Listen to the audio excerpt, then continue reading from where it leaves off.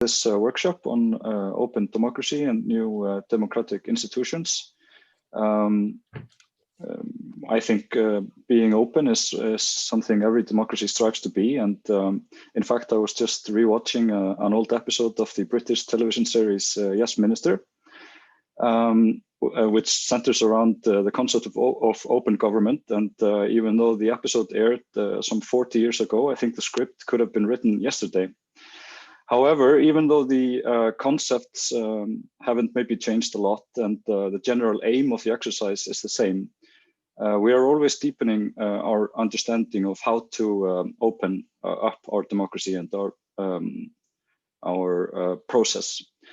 So to this aim, we are centering our discussion on two written projects here today. First, Hélène Landemore will present her new book on this topic, which will be followed by a panel discussion, and I will introduce the panelists later. Then there will be time for questions and general comments, and I would just like to ask everyone to type their questions into chat, if at all possible, so we can get some idea on how many questions there are. Then we will have a break, and after the break, we will have a discussion of a new OECD report. Yeah, and if everyone could mute their microphones, and just a reminder that this event will be recorded, so just keep that in mind. So Hélène, if you could take the floor and present your new book, and thank you everyone for attending. Hi everyone, hey. Delighted to be here to present my new book. So this is the book, Open Democracy, Reinventing Popular Rule for the 21st Century. So I'm delighted to present it in this particular context, and I want to thank the government of Iceland and the Organization for Economic Cooperation and Development for organizing this meeting in the first place. For me, it's particularly touching to be presenting this book to you because Iceland has been an inspiration from almost the get-go. In 2012, I got to visit it at the occasion of a conference on the crisis of democracy, and that's how I was exposed for the first time to your constitutional process of 2010, and reading about it, educating myself about it, starting to do interviews with all kinds of people involved in it, including Salvador Nordal. I became convinced that we could do democracy a lot more boldly, radically, and that in particular, representation need to be democratized such that people at the heart of power, of democratic power, especially the legislative power, ought to be ordinary citizens and not professional class of elected politicians. So I'm delighted to again share with you the outcome of this, what is in large part the outcome of this encounter with Iceland and the Icelandic spirit.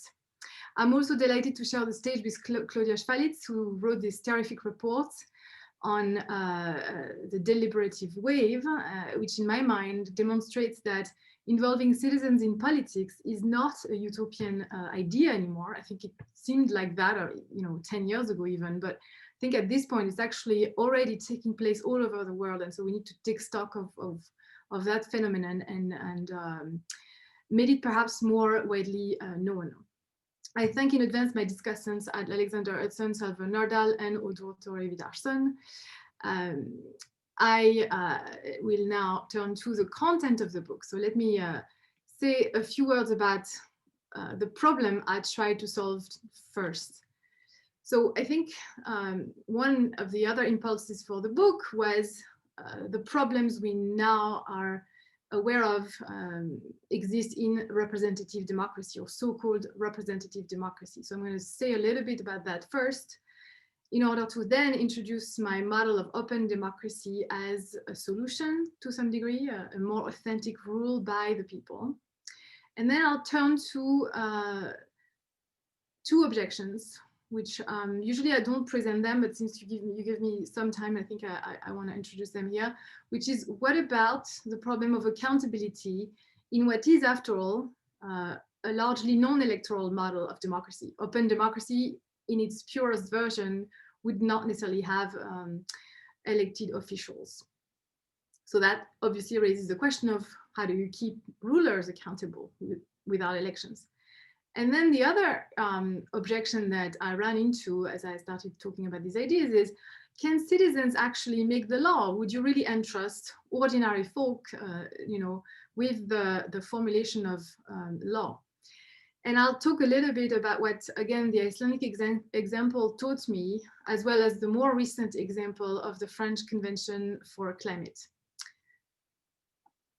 So what's wrong with representative democracy? In order to understand it, I think we need to go back to the meaning of democracy, right? Democracy means people's power. Or it means, in another famous definition by Abraham Lincoln, rule of the people, for the people, and by the people. And I think we've tended to focus too much on the first two aspects, rule of the people and for the people, and not sufficiently on the third one, rule by the people. In fact, when you look at common definitions of democracy in political science, it's often reduced to the idea of a political system whose leaders are elected in competitive multi-party and multi-candidate processes in which opposition parties have a legitimate chance of attaining power or participating in power. That's a direct quote from the definition in the Freedom House. And I think that this definition narrows down too much, to my mind, the meaning of democracy, reducing it to the principle of periodic elections. Historically also, we know that democracies were created as liberal/Republican mixed regimes rather than democratic regimes. In fact, in both the French and the American context, where democracy was first reborn, the regimes that were born after the American and French revolutions were kind of meant against the ideal of democracy as much as the ideal of monarchy. For example, in the American case, we know that Madison intended to keep the people in their collective capacity from any share in the exercise of power, right? So that's why to this day, you still don't have any kind of referendum at the national level in the US, right? There's a sort of a demophobia manifested in the fundamental social contract in the US. Additionally, if you look back at history, you see that we started calling these non-democratic regimes democracies relatively late in the game. It's not before 1830 in France and in the US that representative government is relabeled a democracy. Because in truth, we did extend the franchise and we lowered the bar on who could run for elections. So it was a democratized version of electoral government, but it's not clear that it amounts still to a democracy. In the UK case, this relabeling occurred even later, sometimes between 1870 and First World War. And so there's a sense in which, to quote from the excellent dissertation by Canadian scholar Hugo Bonin, there's a sense in which there's a domestication of the word democracy that occurs in the last 2 centuries, where we come to call democracies regimes that were born as anything but democracies. And in fact, in the process, we've lost the radicalness, the radicality of the ancient ideal of ruling and being ruled in turn, or being able to access the center of power unimpeded, without having to go through gates or having to prove anything but one's status as a citizen. And I think that what happened with modern representative democracies is that they've restricted access to power to a professional class, and that's why I think we are facing some of the problems we are facing. If we look at the composition of the American Congress, for example, we observe that it has a re-election rate of 90%, but conversely, an approval rate of around 13%. Additionally, we know from empirical political scientists that there's almost no correlation between what this Congress is legislating about and what Americans really want, right? This is an absolutely stunning result documented by the research of Martin Gilens and Benjamin Page in 2014 in a famous study testing American theories of politics, published in Perspective on Politics. And if that's true, what it means to me is that the US is not a democracy. I think, as I'll argue, one important principle in a democracy is that actual majorities rule and not powerful economic minorities. So if we, additionally, we can sense in the multiple crises that have affected our so-called democracies that there's something that's not working for most people, right? We've had the Yellow Vest movements in France, we've had the Black Lives Matter protests in the US, you see it in Chile, where there actually is now a process of refoundation of the social contract, quite similar to what happened in Iceland in 2010. I'm really curious to see whether they're going to find inspiration in your constitutional process. So we see that all over, democracies are not doing well. And I think that it's fundamentally because these regimes are not sufficiently by the people. Elections, as actually Aristotle warned us a long time ago, as Bernard Manin repeated some time ago now in a famous book called Principles of Representative Government, told us elections distribute power unequally, and so they're intrinsically oligarchic. And the problem is not so much that we end up with corrupt elites. I actually don't think corruption is the problem here. It just makes it so that the people in power are not sufficiently representative of the larger population, and they have, as a result, enormous cognitive blind spots that prevent them from identifying the problems that the polity faces and from solving those problems in a way that's satisfactory. So again, we can't have rule for the people if it's not also by the people. When you exclude people from power, as elections inevitably do, you're likely to lose in wisdom and in knowledge and in collective intelligence.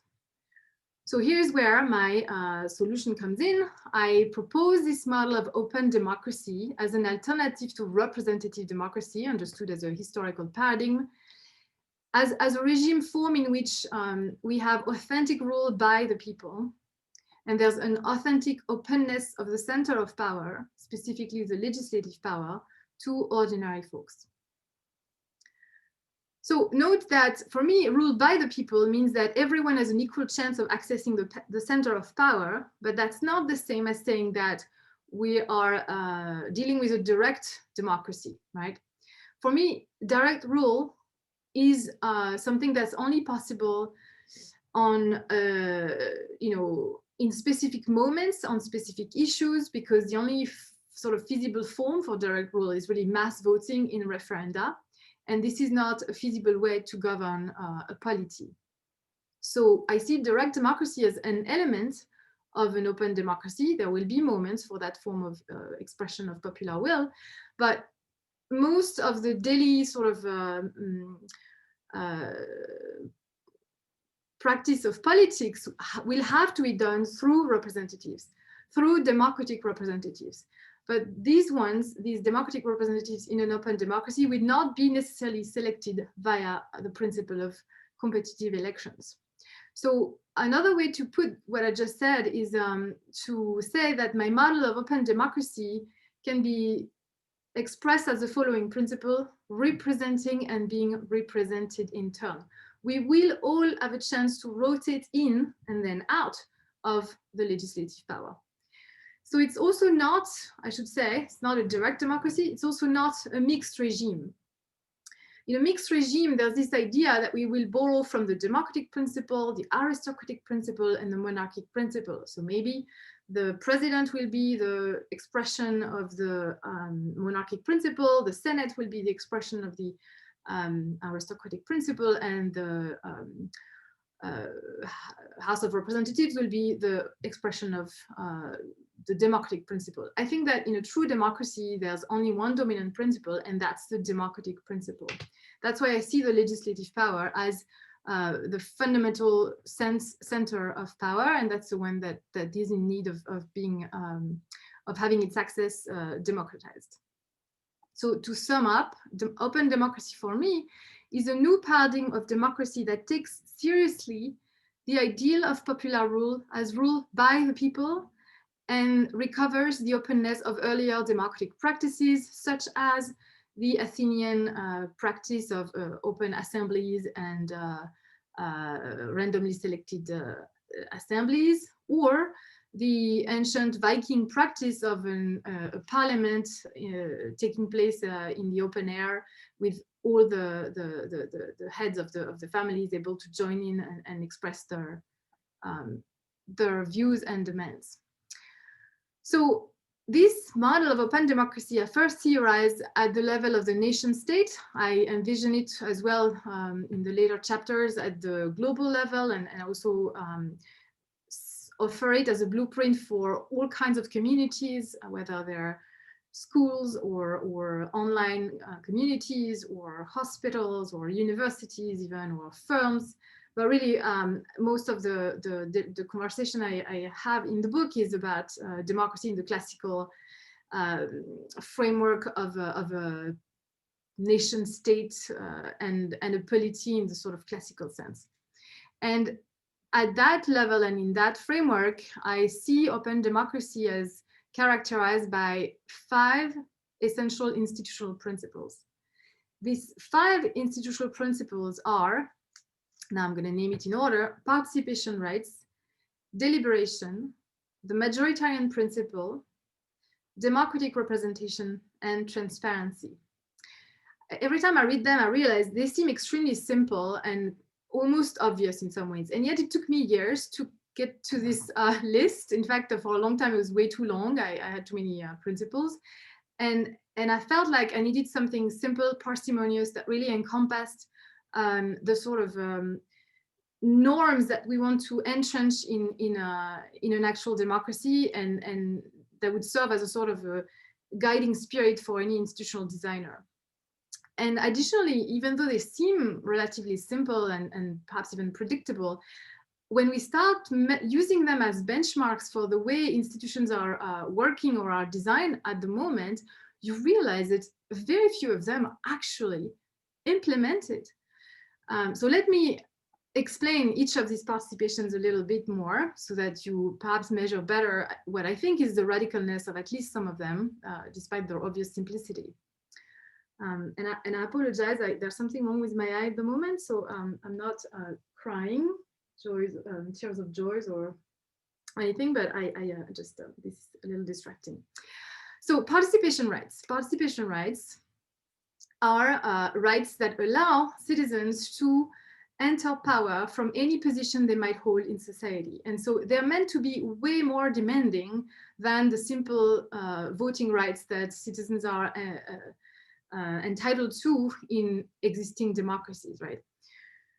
So by them, I mean in particular to include things like citizens' initiatives, rights of referral, and any ways by which citizens can have the power to put something on the legislative agenda by gathering a large enough number of signatures, or to abrogate a law that's not working, again, by gathering a sufficient number of signatures and initiating a debate in society.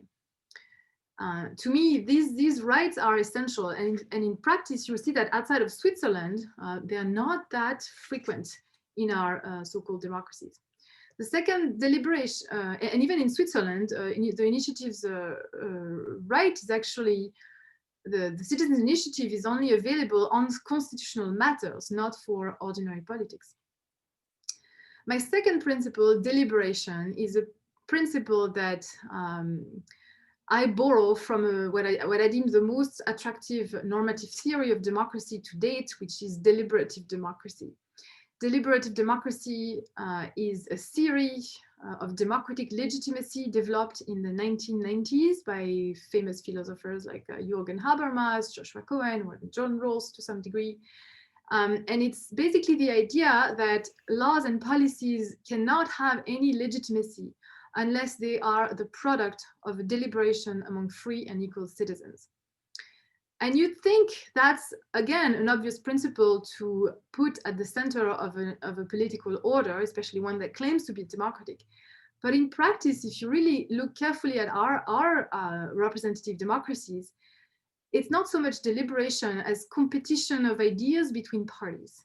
And whoever wins doesn't feel the need to justify or convince, or it's just a different logic than the deliberative logic, which seeks to take the whole of society with it.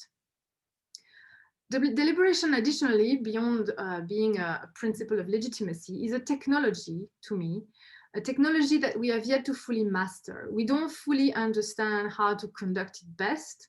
We don't fully understand the role of rhetoric, emotions in it. And so there's a lot more to be studied in order to implement it the right way.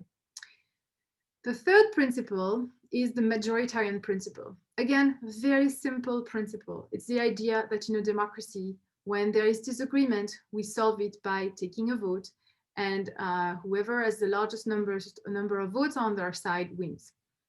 Seems obvious, but as I said, when I mentioned the famous study by Gillens and Page, in some countries today, like the US, the majorities are not ruling. The groups that are ruling are economic groups, the 10% richest, according to Gillens and Page. And majorities get what they want only by coincidence. It's what they call democracy by coincidence, right? But once you control for the preferences of the 10% richest, majorities don't seem to be causal in the way their preferences affect policy and policy and laws. So I am not wedded to a particular instantiation of the Majoritarian Principle. Some people have talked about majority judgment, a way to express preferences in a more cardinal way, and that's definitely one way to implement the principle. The fourth principle is democratic representation. Again, sounds like a very obvious idea, to have a form of delegation of power to let people act on our behalf that is democratic. But too often we mean by this electoral representation, when in fact, as I argued, and others have argued, for example, Van Reybrouck, famously in his book Against Elections, representation by election is not democratic, or not that democratic. It's rather oligarchic because it distributes access very unequally. By contrast, I favor autocratic representation distributed on the basis of chance, basically, one person, one lottery ticket. Or for some tasks, self-selected representation, which is distributed on the basis of willingness to participate without any further sort of gates or impediments to access. And finally, there's a third type of democratic representation that I consider in the book, which is liquid representation, which is a sort of extremely democratized version of electoral representation, where you can delegate your vote on any issue to anyone you choose, and not just to the slate of party candidates selected by parties. So I just mention a little bit more about the autocratic representation, because that's the one that I see as the most promising one in terms of creating an assembly of democratic representatives that would legislate, or at least set an agenda for the polity. Many of experiments around the world have already established the validity of such autocratic representatives. We have the various mini-publics such as citizens' assemblies, deliberative polls, national forums, citizen juries, even the G1000 in Belgium, are all illustrations of what I have in mind when I think of autocratic representatives. The fifth principle, finally, is the principle of transparency. Transparency, I see this principle as, to a degree, an accountability principle, actually. It's what ensures that the distance between represented and representatives does not create trouble, right? That because there's no pure identification of the represented and the representatives, we need accountability mechanism, and transparency is one of those institutional principles that ensure that the represented keep an eye on what the representatives do on their behalf, and sort of are able to keep them accountable. So this preempts a little bit these observations about my last principle, the question of accountability. But it's certainly not enough to say that, well, you make the system transparent, so everything will be fine.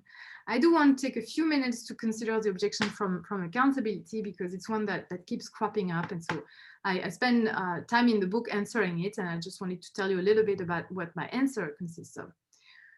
So the objection usually goes like this. So you're offering a model of open democracy in which there are potentially no elections of representatives. But we have these autocratic, randomly selected representatives making decisions on our behalf.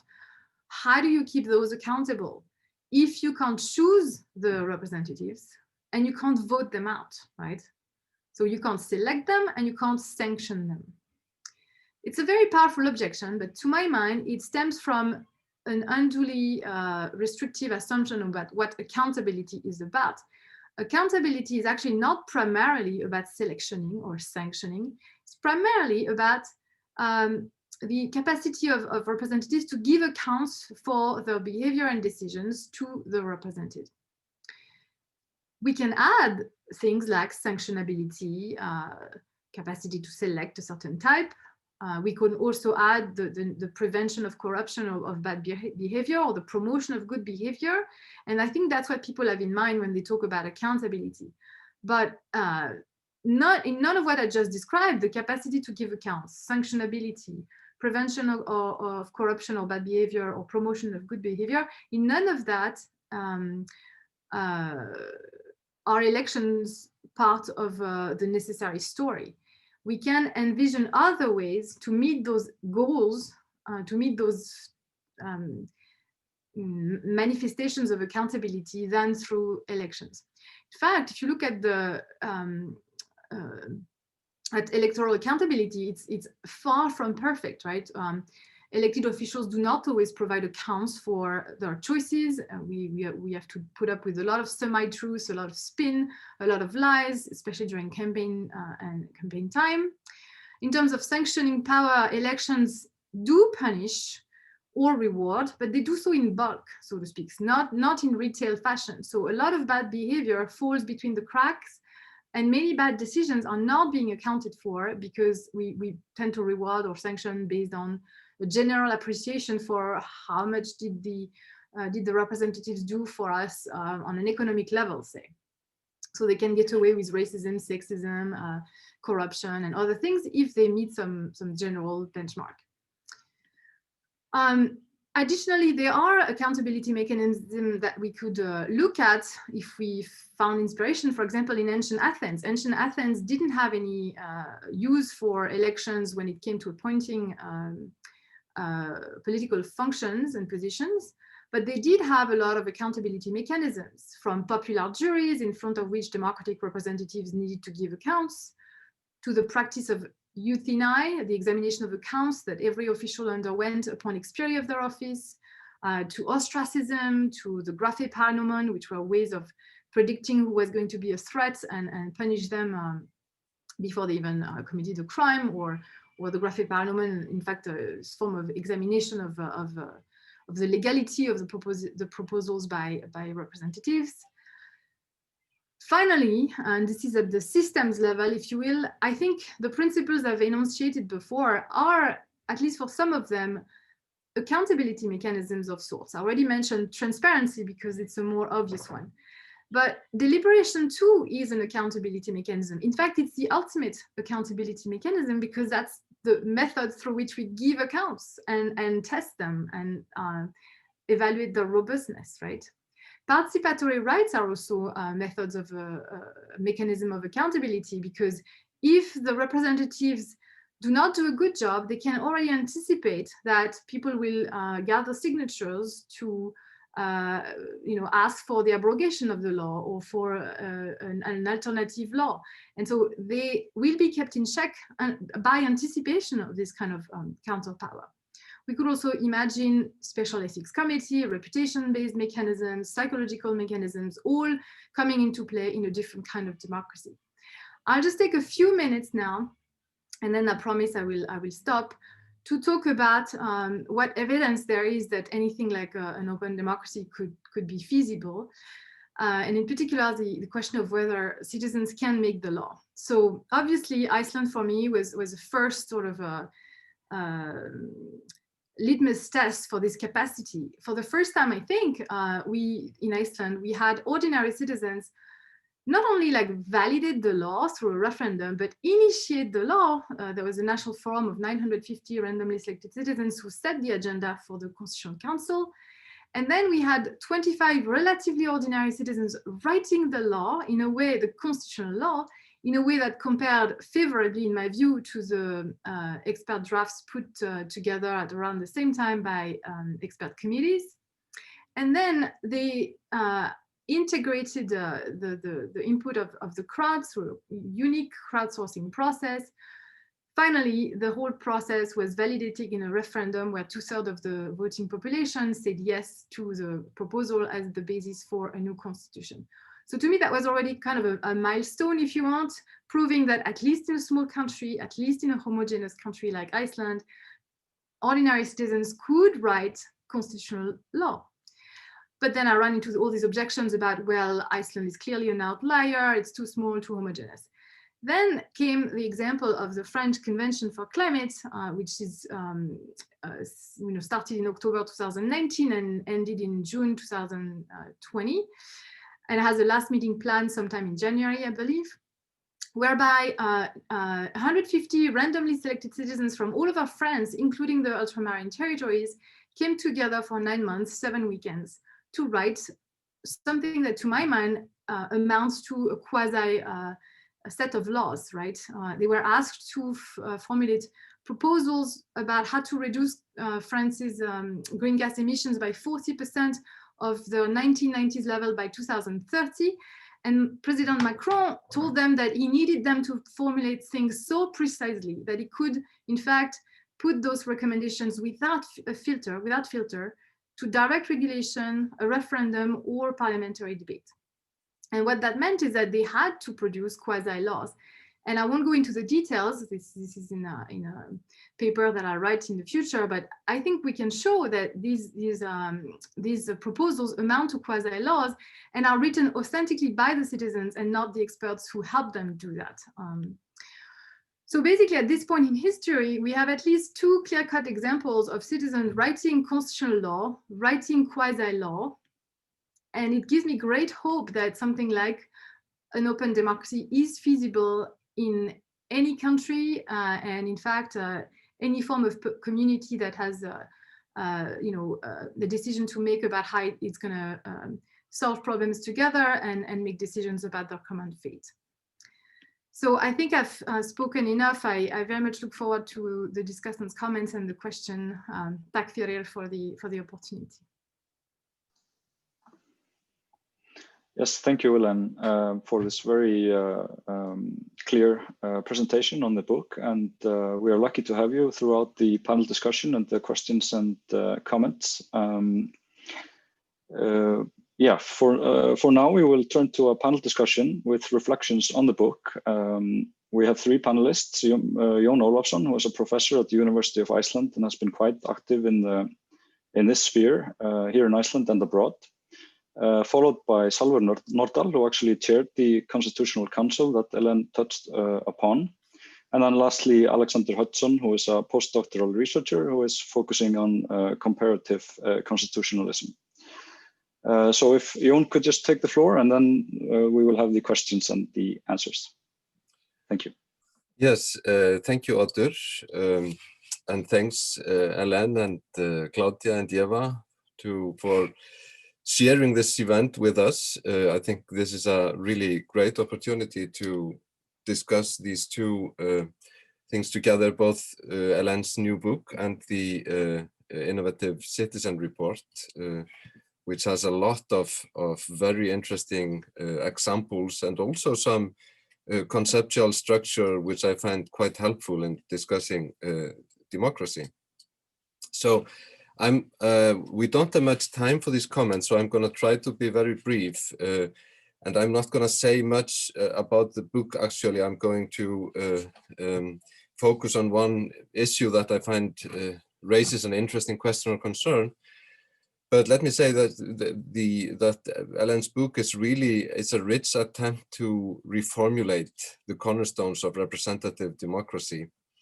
And Landemore wants to show how open democracy can retain certain elements of ancient assembly democracy while sticking to representation. She also points out the weaknesses of and flaws of direct democracy and what's sometimes called liquid democracy and so on. She also rightly debunks some of the myths of democracy, of ancient democracy. She might have done a better job at debunking the myth of Icelandic medieval democracy, which is also sometimes overblown, actually. Honestly, I would have advised dropping the Viking reference if I had read the manuscript. But the idea of Iceland as a Viking society, I think, sometimes gets into the way of thinking seriously about issues. But no offense, though. Of course, there's no way to do any justice to the book in a short comment. So let me focus on the concept of open democracy, which is crucial, I think, and it's the idea of, or the idea that elections can, to a large extent, be replaced by random sampling and self-selection. Of course, it is also made clear that elections will not disappear. They will be used for various purposes, but I see it that one of the main goals of the idea of open democracy is to show that we can have representative democracy that does not depend on elections, and where elections are not at all seen as in any way a necessary condition of democracy. I want to talk a little bit about doubts about democracy itself. Of course, in democratic theory, there's a lot of ways in which democracy has been put into doubt from Plato and since then. But the most serious doubt about democracy, historically speaking, in the 20th century have come from two directions, practically speaking. And this is the first is the rise of totalitarian regimes in the interwar years. Although these regimes, fascist and communist alike, were said to, or saw themselves, they pretended to embody the will or spirit of, or the true interests of the people. They did not base their legitimacy on political freedom or equality, let alone on electoral representation. The rule was elitist to the extreme, avant-gardist, where a super qualified elite had the role of leading the masses. The second form of seriously doubting democracy is the libertarian or neoliberal wave, which emphasized market relations and free enterprise.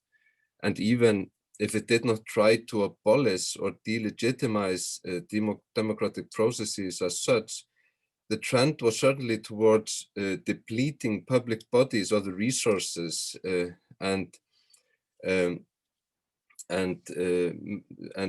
to remove the or undermine the legal mechanisms for the purpose of giving corporations free rein as possible.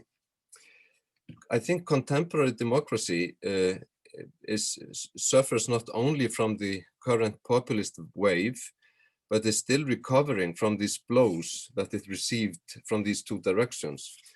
The fall of communist regimes in the early 90s only reinforced the view that totalitarianism needed to be replaced by market economies rather than by well-functioning democracies. Also in countries that for decades have had rather strong democratic systems, the rise of inequality, increased corruption, and diminishing trust of public bodies has served to undermine democracy and create what many authors, and certainly Ellen Landemore does that, refer to as the crisis of representative democracy. So inevitably the question for those who still believe in democracy is then, how is democracy to be saved? So there we get open democracy on the stage, which Landemore carefully describes in terms of its normative ideals. Open democracy is certainly eclectic in a way. It retains features of both ancient assembly democracy and modern electoral democracy. Open democracy aspires to the same goals, we could say, as electoral representative democracy, but does so, Landemore argues, in a more consistent and effective way. We can see this very clearly in a table presented in the book. And now I'm gonna try to share the screen here. Hope you see it. So this is a table on page 134 where Ellen compares the different kinds of democracy, the assembly democracy of the ancients and open the electoral democracy of the last 2 centuries, and then open democracy. And we see that in a way there are certain things that open democracy certainly has benefits that it has that electoral democracy perhaps has not. There is the inclusiveness where we go beyond the group or the demos. We also have instead of the emphasis on voting rights, we go beyond those rights. The participation rights become more prominent and more important, and we see that deliberation is a central issue. Representation is different. We think about democratic representation, which is not electoral. It is self-selected, liquid. It is randomly sampled. And then we see that accountability mechanisms are more varied than in electoral democracy. But what is striking here is in fact how similar open democracy, after all, is to traditional electoral democracy. The emphasis on deliberation has been around for a while, and it doesn't really conflict with the idea of elections. And we could say also the emphasis on not electing assemblies, but rather finding other ways to appoint them or select them, might make the courts more important in ensuring good accountability mechanisms, because the idea of being re-elected is not there. Political accountability is going to be different. But the question is really, is it an attractive picture that we get if we abolish elections, since the principal difference between the two models actually seems to be the idea that we get rid of elections in the open democracy model. I mean, usually elections are seen as a necessary condition of democratic legitimacy, but that is not the case now.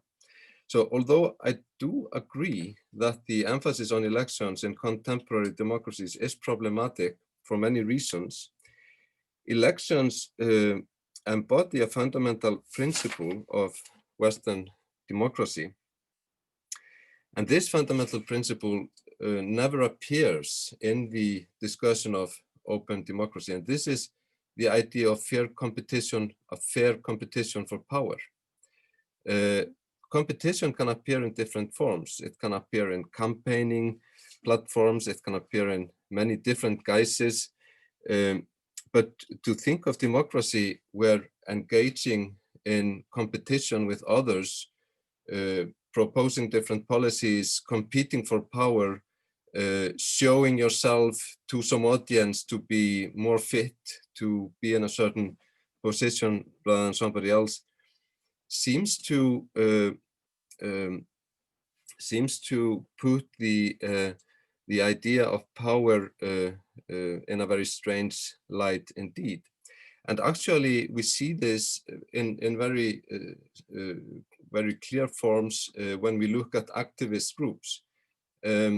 to take the example of the Constitutional Council, which in Landimore's view embodied the deliberative ideal, since the Constitution got stalled in the Parliament, the reliance upon electoral democracy that the followers of the Constitution, or those who are promoting the idea of taking up this Constitution, they put all their legitimacy claims not on the deliberative process itself, but on the actual fact that there was a national referendum in which the draft Constitution was at least accepted by 2/3 of the voters. So because time is not much, I'm gonna stop here. I just wanted to raise the issue about elections because I don't really feel convinced that we can just throw elections out as a very important fundamental principle embodying the idea of competition in democracy. So I'll stop there. Thank you, Jón. And now if Salvor could take the floor. Thank you.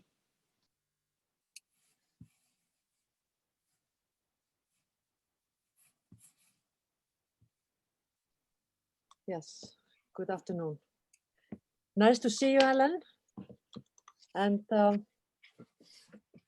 I congratulate you on the book. I'm just going to have the timing on me here because I don't want to exceed 10 minutes. Yeah, I thank you for organizing this session. It's very interesting. So already to hear both Helen and Jón. I'm going to focus on the chapter on the Constitutional Council, or the Icelandic case. And I must agree with Jón that the Viking sort of metaphor is not necessarily the best one maybe we in Iceland are more sort of sensitive to that. But I just recently published a paper on the Constitutional Council and the work. I was asked to sort of give a more detailed work. So I have just recently been going over a lot of the documents from the Constitutional Council. And I have over the years realized that there are a lot of misunderstandings going around, and some of them I'm going to raise here. And we of course have had earlier a lot of discussion on the Constitutional Council and how it has been phrased. This is of course a complex story, and I fully understand that it's difficult to sort of give an overview of the project, especially for someone who is not reading in Icelandic, because of most of the documents are in Icelandic. As Landimore says in the chapter, and as I say, I'm going to focus on chapter 7 and just only a few things. I mean, it would be very interesting to sit down with you, Helen, and really discuss a lot of issues here. And as she says, you know, the project was meant to open up democratic representation, and it in many ways was successful in that. And of course, it was a unique at the time that constitutional work was done in this way. And this case, of course, serves in the book as to support the overall thesis, to show that making the process more participatory is likely to ensure better outcomes. I have been from the very start very sort of skeptical of the phrasing of crowdsourcing constitution, and we have had this discussion before. I have not been supporting that that framework or that description of the Constitutional Council. I don't think that was the aim of our work, and when it was going on, this term was vaguely familiar, and for me, I was I had hardly heard it, and not really until after we finished. And I am aware that people might, and individual council members might have experienced this differently, but I know that there were more than me that were not really thinking of this as a crowdsourcing endeavor. Of course, it's also a question of what crowdsourcing is, and normally, and as Landemore does in the paper or in the chapter, it is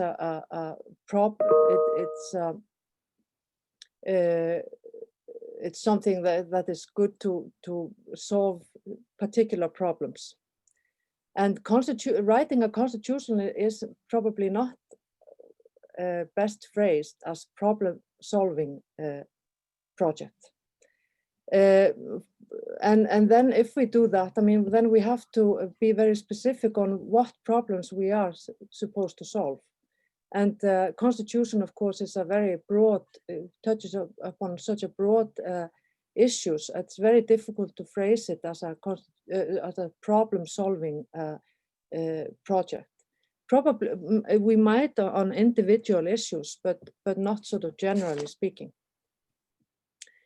Opening up a social media channel as we did enabled people to comment and did really sort of make the whole process more accessible to the public. But that in itself doesn't make it crowdsourced. And as I say, some members took part in the discussion, for instance, on Facebook and other social media, but far from all of us. So I think it's and as I say, this is of course also depends on individuals in the group. We did reach out to the public for ideas and feedback, but the council was entirely responsible for the outcome. And when I was going over this sort of, it's almost 9 years since, I was going over this documents for this paper I wrote. There is very little reference to the public in our commentaries, for instance. So it's not well documented how the public really influenced. But certainly the process was open, and we tried really to have it as transparent as possible. It was interesting at one point in this chapter. You ask, and I'm just going to say you here, even if you there are many of at this meeting. The question is, if a constitutional process can't be reinvented in such innovative and inclusive ways, why couldn't processes for ordinary laws and policy making? And my answer to this question is that it's possible, and it is actually taking place, because I think it's very interesting to note that the framework that we worked in and was initiated by the Parliament in the Act 90/2010, the Constitutional Assembly was supposed to be sort of work in a similar way as the Parliament. And there is a considerable consultation to the public in lawmaking process in Iceland by the Icelandic Parliament. And at that time, of course, the social media was not was fairly new, but I believe that it has become an important part for individual parliamentarians today. And it has been argued that the Icelandic Parliament in this sense is much more open than, for instance, parliaments in Scandinavia and many other countries. So I think we were working in this tradition, this Icelandic tradition, and maybe that also feeds into your to the point about the ancient Alþingi.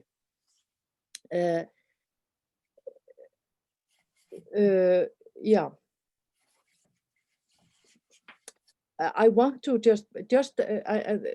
one of the things that I was a little bit surprised when I read the chapter. There were some things that I think in a book that is as good and academic work, that it could have been a more accurate description of several things. And I'm only going to mention two issues. One is you claim that the council posted 12 drafts of the constitution at various stages of the completion, and there is no reference here. So I have been I find it difficult to know what you're referring to, because we worked in a very, very limited or strict time frame. We had very little time, and we didn't really have a full draft ready until July. So I don't know what you're really referring to here, and we didn't. It's not possible to say that 12 drafts were circulated, or 12 times. So this could have been more, a precise description of what you're referring to, because I'm a little bit bewildered here. Another thing, and because I think the latter part where you are using the principles to draw up both the strengths and the weaknesses of this project, I think that is most interesting. But there are issues here, and I'm saying, just taking one example. I mean, when you're talking about democraticity, and you state that the current constitution only has one provision to allow for the public to vote or to have influence, but there are 4 in the current constitution, and so I think the comparison sort of suffers a little bit because it's not accurate. But what is truly new in the new constitution is the public initiative, and that is not to be found in the current constitution. So this is just to point out, and I've finished my 10 minutes, but as I say, there's a lot of interesting issues you draw upon. It would be very nice to have a long discussion on this, because this is surely a complex issue. But thank you. Thank you, Salvor. And before we hear from Alex, I would just like to say that we have an unusual number of questions, at least for me. I'm more used to these events being quite silent on part of the viewers. So I am inclined to permit you to intervene. So I would just like to say that anyone who wants to address his or her questions, please raise your virtual hand. That can be done via the participants window, and I will just pick the questions at random. So please, Alex, take the floor. Well, thank you very much for the opportunity, the invitation to participate in this discussion. It's a real privilege and honor for me to speak with people from whom I've learned so much, not only Professor Landemore, but of course, in particular, Professor Landemore, but also the organizers, my co-panelists, and a number of people I see in the audience. So as an academic, it is of course difficult to be brief, but I will promise to do my very best so that we can have time for questions from the audience. So I will structure my comments around 2 themes. First, I have a few comments about Professor Landemore's book as a whole, and secondly, I'll discuss Professor Landemore's exploration of the Icelandic case, hopefully adding even more comparative context to an already comparative discussion in the book.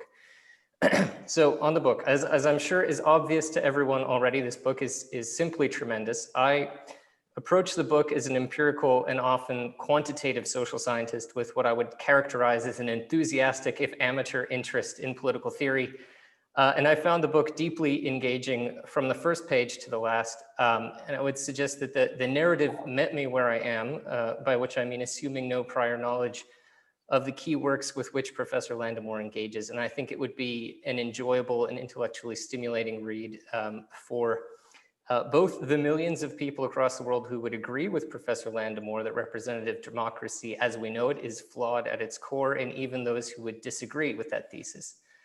A minor point, and one that I think is worth mentioning, is I appreciated the candid and generous way in which Professor Landemore writes, particularly as a junior scholar. I learned a lot, even from the footnotes.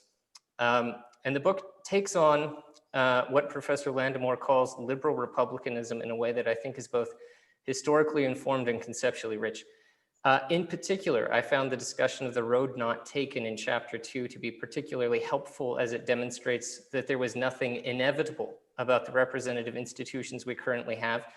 And this opens our imagination to the alternative possibilities that are discussed in the rest of the book.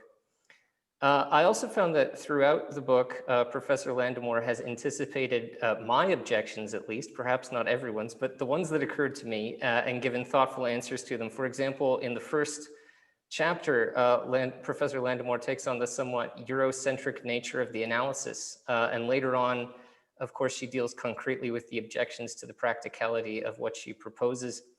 And then in the discussion of Iceland in particular, Professor Landemore engages in some discussion of the comparative claims to legitimacy that the Constitutional Council and the Parliament hold, that I think is an important objection or consideration when we think about how the constitution-making process ended up in 2013, or perhaps where it stands today.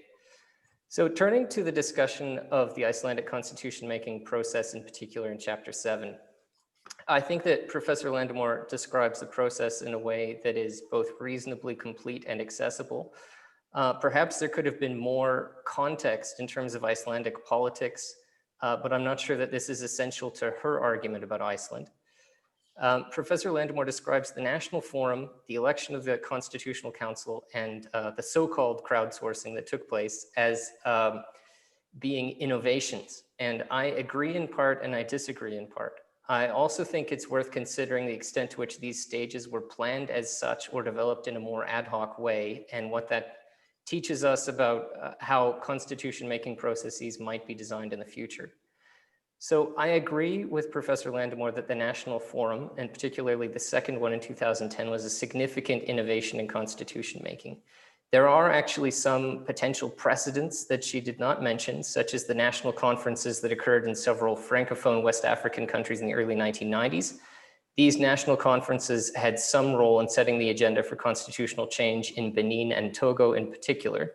However, the randomly selected nature of the assembly in Iceland was new, and I think is important to the argument that she makes. Similarly, I would add some nuance to the claim of novelty around the crowdsourcing opportunities, if we can continue to use that word. Written submissions or in-person consultations have, of course, happened in constitution-making processes for some time. In particular, I think of note here is the South African constitution-making process, which provided an opportunity for the public to make comments on an intermediate draft of the Constitution, which we might look at as a smaller version of what took place in Iceland. However, what was certainly special and a first in Iceland was the opportunity for some dialogue between those who submitted suggestions to the Constitutional Council and at least one or two members of the Constitutional Council through the Facebook comment threads. In my own research, I found that these interactions were predictive of submissions having an influence on the constitutional text. And as exciting as that is, we might wonder about the scalability of that aspect of the process in particular, actually. One part of the Icelandic process that I think deserved greater mention in Professor Landemore's treatment was the multi-question referendum. And to be fair, this didn't actually grab my attention at the time, or even really when I was doing research on the Icelandic case, but I think that was a mistake on my part at least. More recently, I've been engaged in research in an ostensibly comprehensive study of constitutional referenda. And among the 644 observations I've collected spanning 1789 to 2017, there are only 2 other cases in which a vote on a constitution was accompanied by an opportunity to vote on specific aspects of the text. And in those cases, Benin 1990 and Bolivia 2009, there was actually only one sub-question. So the decision in Iceland to both ask the public to vote on the text as a whole and on 5 particular contentious aspects of the text is innovative and interesting for us as scholars.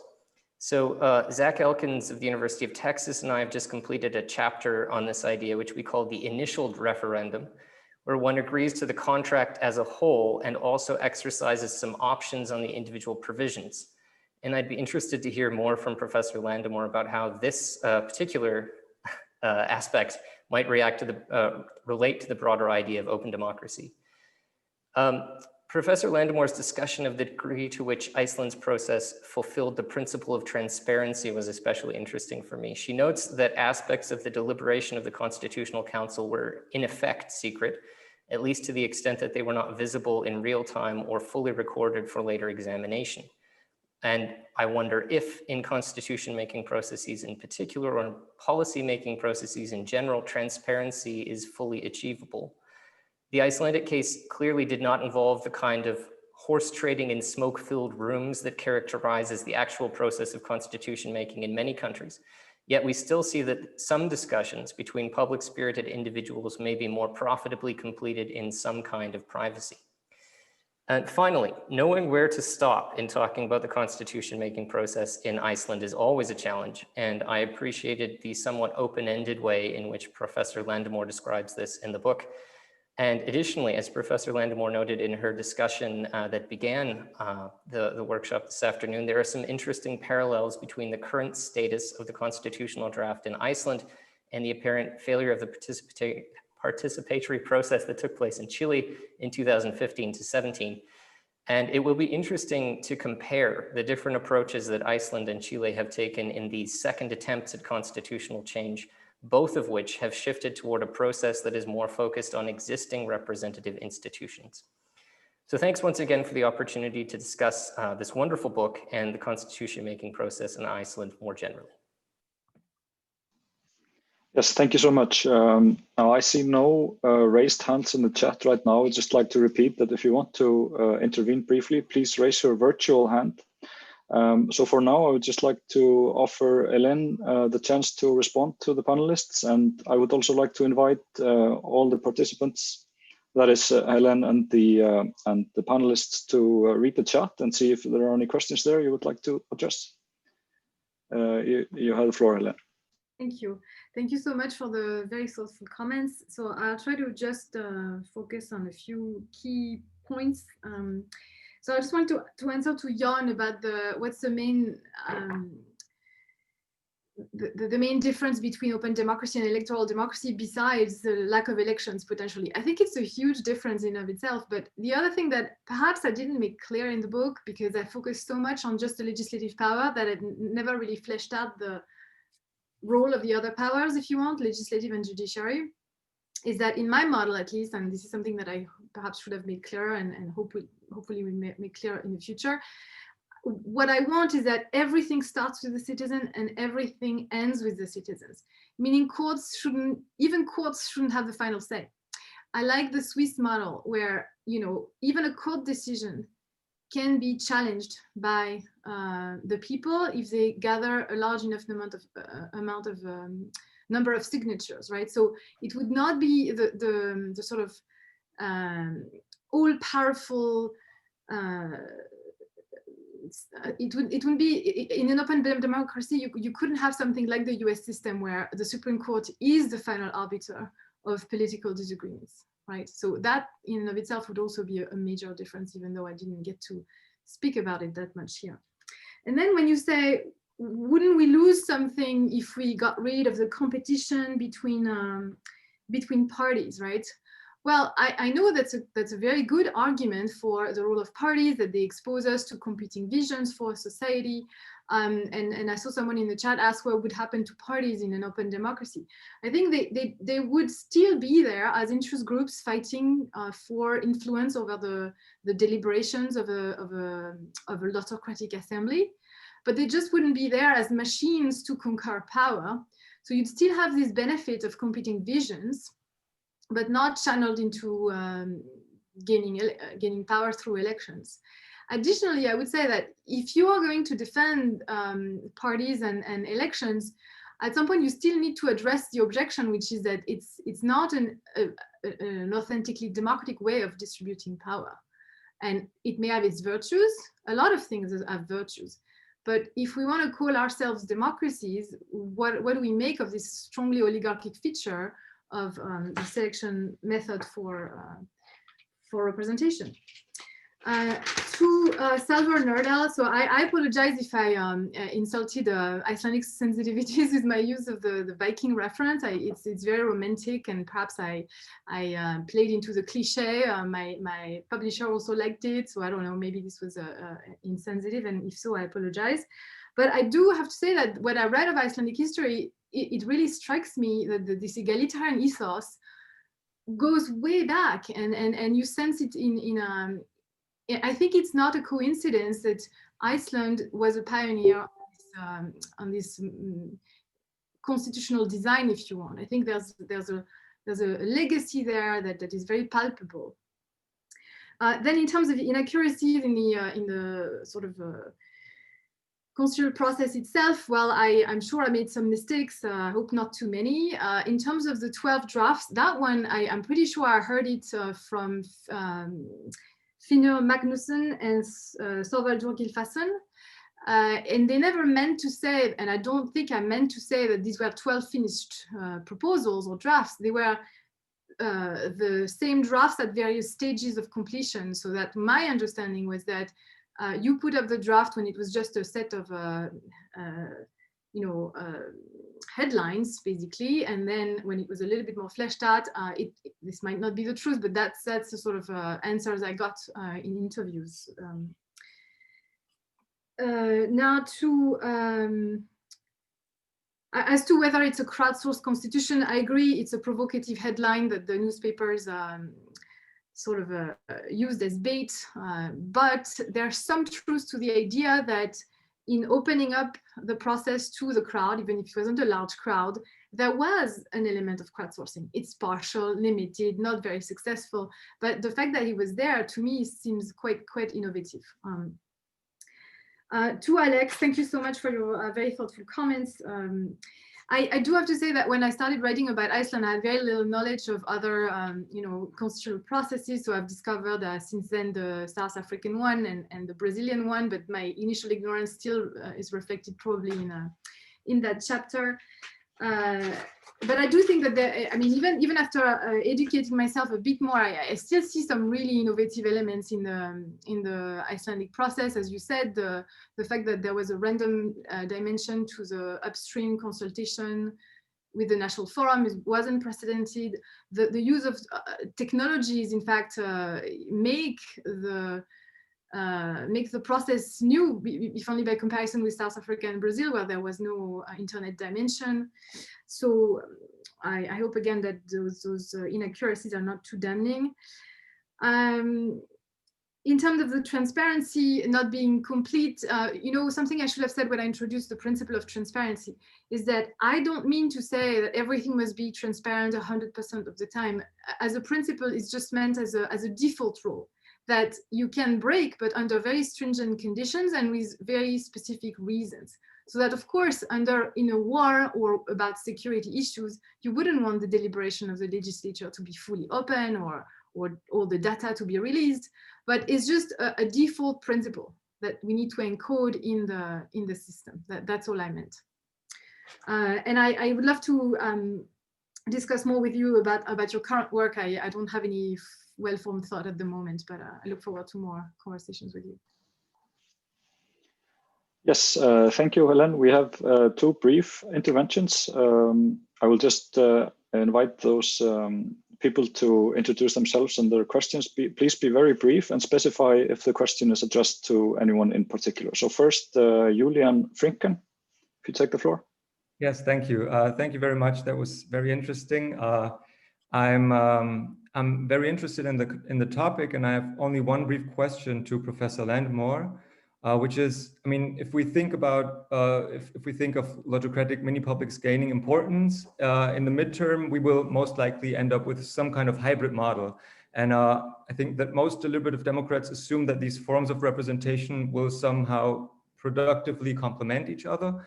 But do you think, that would be my question, if there's perhaps also a danger that these different representation claims will compete with each other in a form that could be detrimental to the system? For example, I'm thinking of that this might erode trust in the system if it's not clear who gets to choose in the end, thinking of France right now, for example, or that this could promote a populist undertone in the sense of this is the mini public, this is the real people, and the elected officials are just the corrupt elite.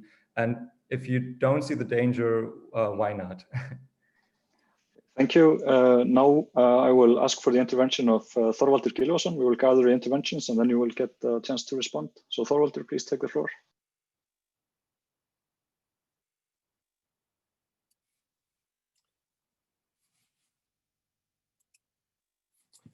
You are muted. You mean me? I'm supposed to reply, or are you calling? No, it's Mr. Þorvaldur Gylfason. He was just muted. Sorry. I am Þorvaldur Gylfason. I sat on the Constitutional Council in 2011. Thank you, Helen, for your wonderful book that I read with interest. Let me point out that if an old lady is mugged on the street, we do not refer to what happened as a relative failure. We refer to it as a mugging. We call a spade a spade. The only reason why the new constitution that was approved by 2/3 of the voters in 2012 has not yet been ratified is political sabotage. And I can prove it because the Prime Minister herself has said that the new natural resource provision should not change anything. It should leave fisheries policies unchanged. And the text that the lawyers for the ministry and for the parliament has produced as an alternative to the provision that was approved by 83% of the voters in the referendum of 2012 basically turns the provision upside down. So the sole reason why we are still waiting 8 years after the referendum is corrupt forces in parliament. And they need to be defeated. After all, there have been repeated opinion polls by different firms ever since, the latest one just a few weeks ago, and each and every one of them show an undiminished 70% rate of support among the responders. I have no doubt that the new constitution will be ratified, and foreign scholars like yourself will be seen to have played a major role in making that possible. And for this, I am very grateful to you and to other foreign scholars who have been helping us out. Thank you. Thank you. I think we have time for one brief intervention from Christine, if you take the floor, and then I will turn to the panelists and Ellen to respond. Yes, hello. Thank you for your talk. My question is for Professor Landmore. So if you have citizens who are not experts in a complex area of law, like international human rights law, making rules, and then you also don't have courts given the final say about the legality of that rule, how can you ensure that states meet their obligations under international human rights law to protect individual rights against, the tyranny of the majority? Do I answer now? Yes, if you have a question you want to address. I'll start in reverse order. So Christine, I never said there wouldn't be courts, and I never said there wouldn't be experts in international law that wouldn't help the citizens align their proposals with the existing constraints. So my point is simply that the ultimate power is in the hands of the citizens, so that even courts could be challenged. Even courts' decisions could be challenged. And you have to trust that citizens wouldn't challenge them for bad reasons, but that's a democratic bet by excellence, if you will. And I think in Switzerland, I don't think there's a case where the Swiss people have really challenged a court decision on the wrong ground. So I think empirically we have some evidence that this is not so risky. And in terms of the incompetence of citizens in terms of formulating the proposals in a legal language, it's an excellent question. I, like you, couldn't quite believe this was possible. And when the French president said to the 150 citizens of the French Convention, you know what, in 9 months, I want to see proposals that I can put immediately without filter to application, right? I thought this is going to end potentially in disaster. How are they going to be able to do that, right? But the fact is that they were helped by about, as many people as there were in the room. 150 experts plus were around and in the convention to help them think through and develop ideas and formulate them in legal technical language at the end. And that helped them really produce what was expected of them. I don't think this means the product is a co-constructed product between experts and ordinary citizens. I think it's authentically by the citizens with the help of experts, because the process was meant such that citizens were on top and experts on top for the most part, even though there were some deviations and mistakes here and there. So that's the idea. I'm not getting rid of all the expertise we need, of the division of labor we need in a complex society. I'm just recentering everything around the citizen. So Thorvaldur, thank you for your comments. I don't want to pass a judgment on why the Icelandic constitutional process ultimately didn't succeed. My sense is that Article 34 caused a lot of grief and problem. I mean, there's a basic conflict of interest here between the council, which is trying to, and the Icelandic people, which are trying to protect national resources, and people who have an interest in exploiting them for free. Of course, they were going to lobby as much as they could to make that impossible. And I think that that's partly one of the reasons. I think this is one of the main reasons, but that's not an expert opinion here. It's just my personal belief.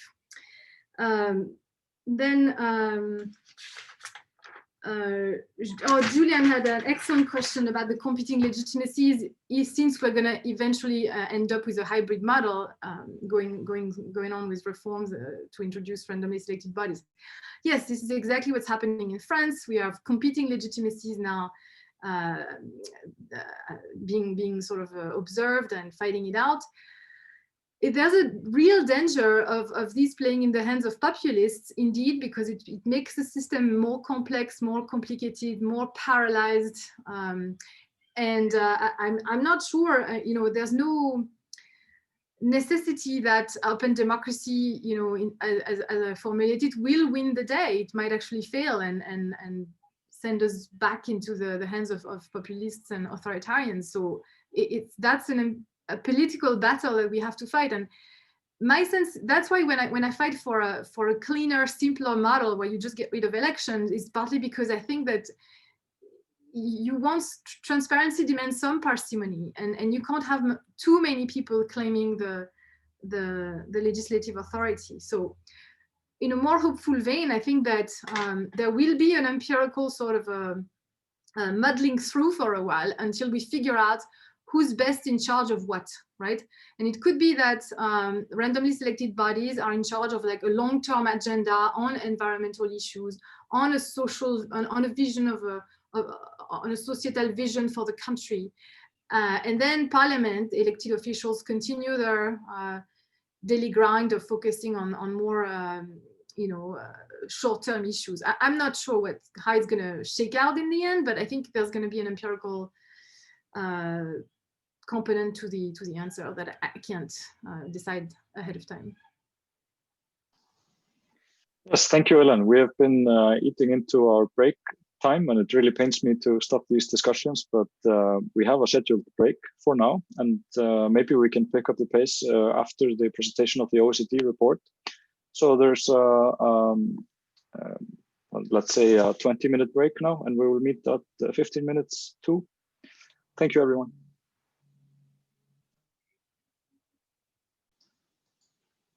Okay, perfect. So thank you, everyone. We are back after the break, and discussion now will center around a recent OECD report, a very thorough report, I might add, on citizens' participation. And we are so lucky to have with us Claudia Hualitz, an OECD staff member who will present the report. Then we will have a panel discussion as before, and then there will be time for questions and general comments. So please take the floor, Claudia. Great, thank you very much, Roger, and thank you everyone for joining us for this event today. Really grateful to the Prime Minister's Office in Iceland and to Jon also for helping organize this event. It's great to be bringing together all of these different people and the different perspectives about these wider debates. I'm also very grateful to be presenting after Ellen Landemore, who I think gave us a very nice introduction to some of these concepts and ideas. So I'm looking forward to the discussion afterwards that brings together our two pieces of work, because it has been quite some time that the two of us have also been kind of engaging with one another's arguments and so on. So I'm just going to share my screen here. So let me just put that together so you can see it. Change these settings. There we go. So now I hope you can see my screen of my slides. So what I'm going to share with you today in the next half hour or so are the key findings from a report that we have published this past June at the OECD called Innovative Citizen Participation and New Democratic Institutions, Catching the Deliberative Wave. I'm sorry.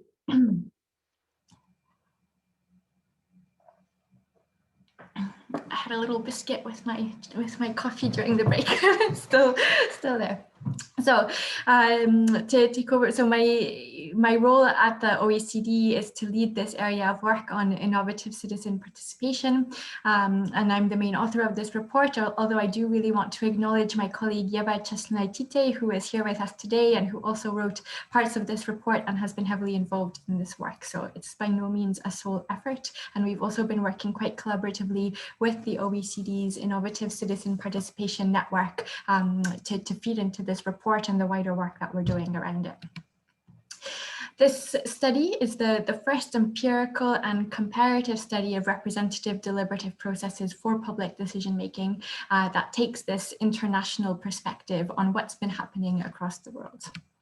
So in this report, we have collected 289 examples of representative deliberative processes, so things like citizens' assemblies and citizens' juries. They date from 1986 to October 2019, which was the cutoff date for data collection for our report when we started actually analyzing the data and writing it.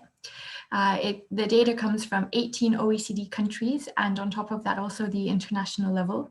It includes examples from all levels of government. Off of the back of the analysis that we've done, we've identified 12 models of deliberative processes. We've also identified 11 principles of good practice and 3 different routes to institutionalizing citizen deliberation. So I'll go over some of these key trends and findings in this presentation here. But before I jump into it, I just want to take 30 seconds to define what we're talking about very specifically in this report here. Ellen really, I think, laid the ground really well for talking about the broader context. But in this report, we're talking very specifically about things like citizens' assemblies, citizens' juries, consensus conferences, planning cells. At the heart of all of these processes lies a small representative group of people who are chosen through something that's usually called a civic lottery to broadly reflect societal diversity. And this group of people is tasked by a public authority to develop recommendations to a specific public problem. And in order to be able to do that, they're given the time and the resources to be able to deliberate. That means they have access to broad and diverse information. They can weigh arguments, consider different perspectives, and there is an explicit aim of trying to find some common ground so that at the end of such a process, it's not just an aggregate of individual opinions about what every single individual in that group might want on the issue, but it's a collective set of recommendations that have been informed by the evidence, informed by the deliberations that then get submitted to the public authority. To make this sound less abstract, I have a couple of examples here. So the types of processes we're talking about here are things like the Citizens Reference Panel on Pharmacare in Canada. So this took place in 2016. Here you see the 35 randomly selected Canadians that had been brought together from all corners of the country for 5 full days to deliberate on how the country's pharmacare system could be improved to make prescription drugs more accessible to Canadians across the country. There's also examples like the French Citizens Convention on Climate, and because Hélène described this in some detail, I won't take the time to describe what this was about. But what the French Climate Convention, the Citizens Panel on Pharmacare, and all of the other 289 examples in our report have in common are 3 criteria. So in order to have a basis for comparability, and so that we're comparing apples to apples in some ways, all of the cases in this OECD report have these 3 criteria. So the first being representativeness, meaning that participants were randomly selected and demographically stratified to be broadly representative of the community. Secondly is deliberation. Now, as I was just describing, this requires weighing evidence, having the time to discuss it. So it's something that requires time. And we operationalized it as a minimum of 1 full day of face-to-face meetings. And the third being impact. So in this study, we only looked at the examples that were commissioned by a public authority that would then have the authority to be able to respond to and act on the recommendations that came out of the process.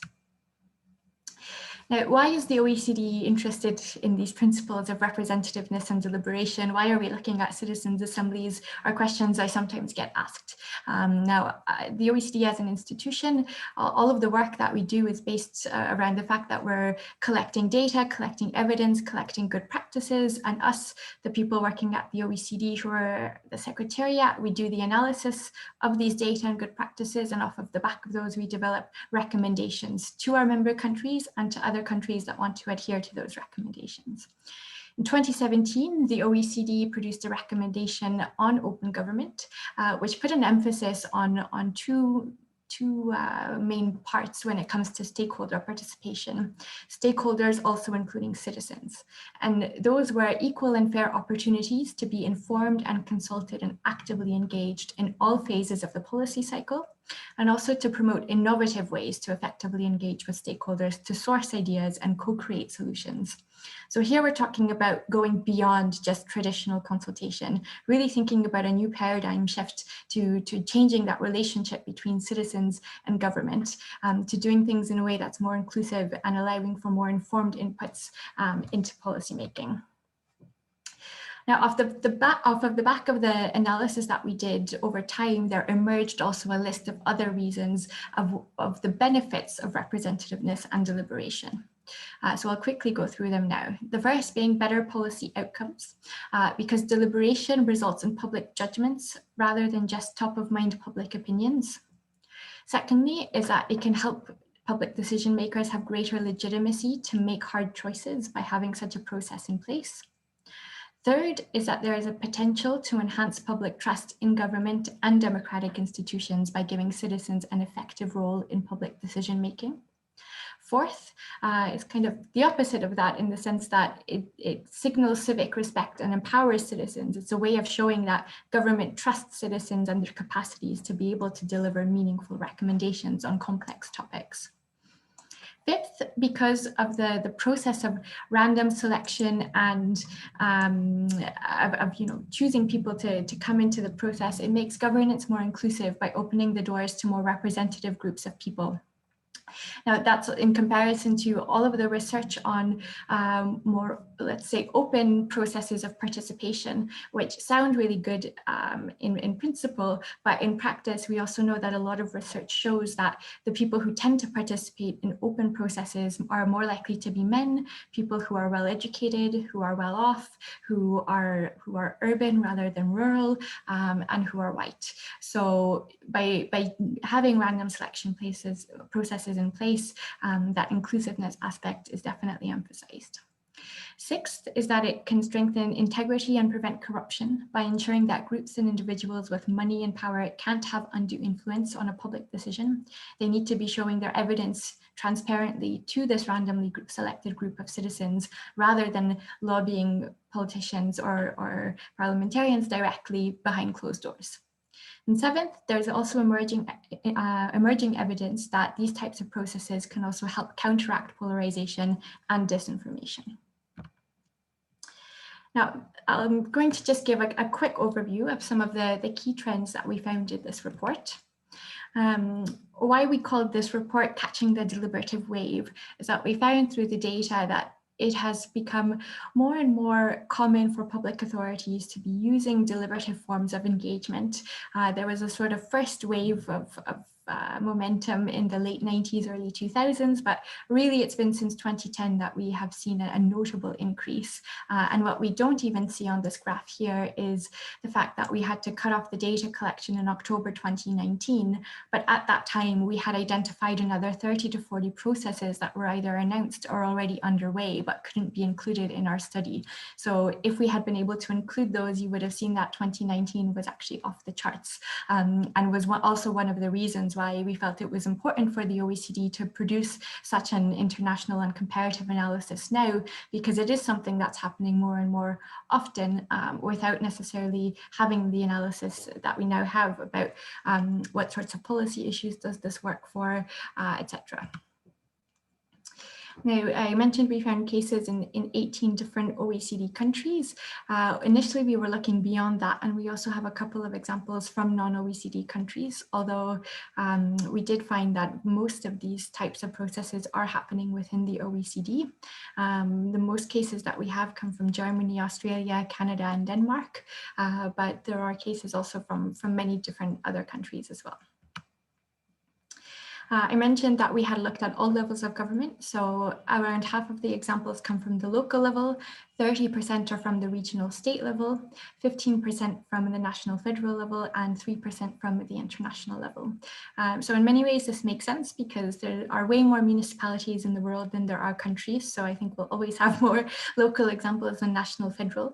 But I do also want to emphasize that most of the regional state examples come from Australia and Canada, which are two very federal countries, and most of the issues that are addressed at that level of government there would be considered national level issues in most of Europe. So that just to say that we shouldn't be dismissing deliberation as something that's only suitable for local politics. Now, what sorts of policy issues have deliberative forms of engagement been used for? This is one of the questions we were most interested in a way. We found, first of all, that actually there's been a very wide range of different types of topics that have been addressed in this way. Afterwards, certain types of issues are addressed more often than others. So urban planning, health, environment, strategic planning, and infrastructure are amongst the ones which are most commonly addressed.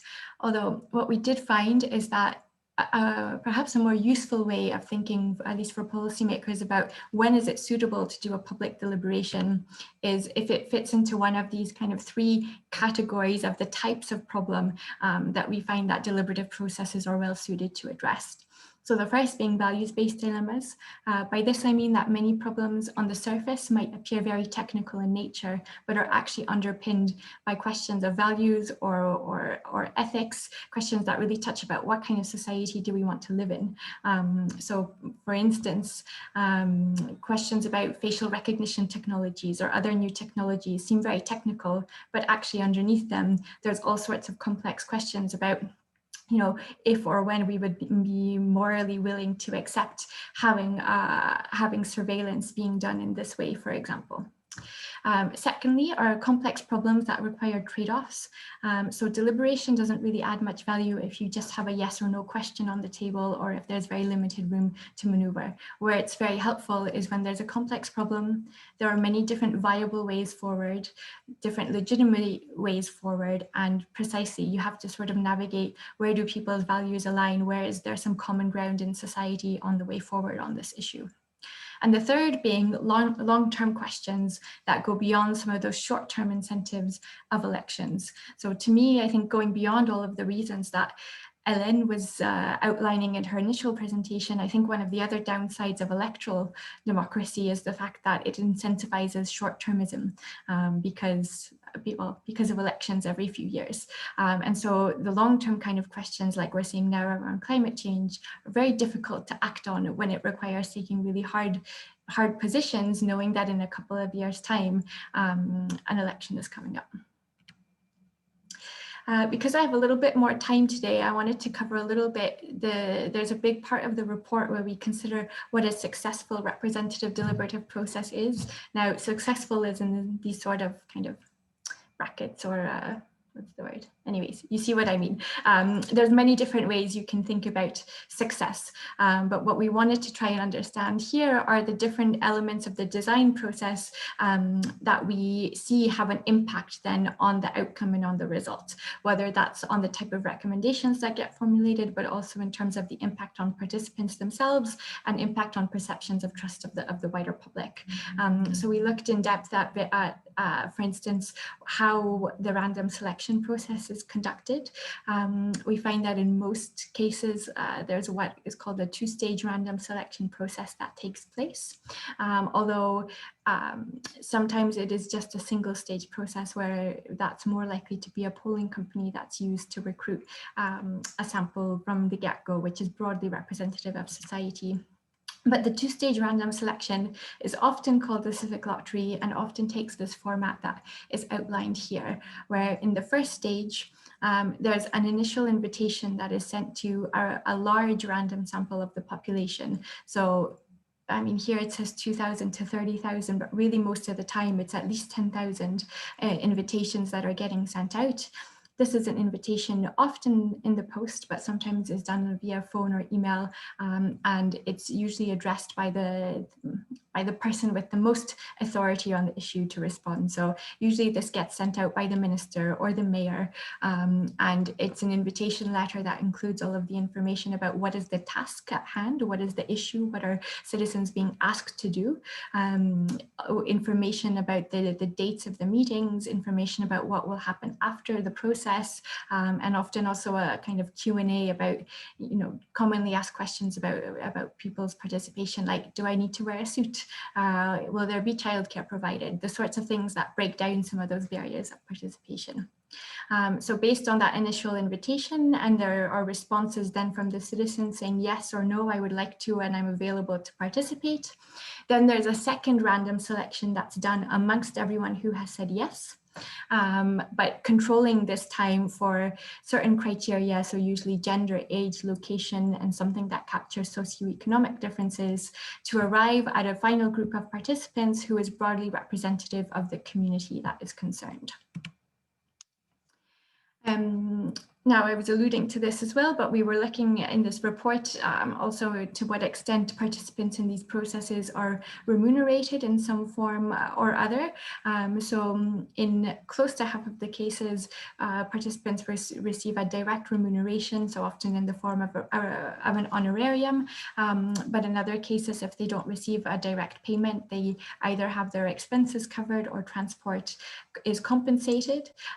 Most of the cases where there isn't remuneration, these are happening at the very local level where there are a lot less costs involved to participation. But one of the recommendations that we did make in this report is that there should be some form of remuneration or cost recovery to make this process as inclusive as possible and to make sure that people aren't being excluded because of their childcare duties or costs or other financial reasons of why they couldn't participate. Now, often there's this sort of participatory versus deliberative democracy debate that happens. And what we found in doing this research is that actually most of the time deliberative processes are complemented with some form of participatory democracy as well.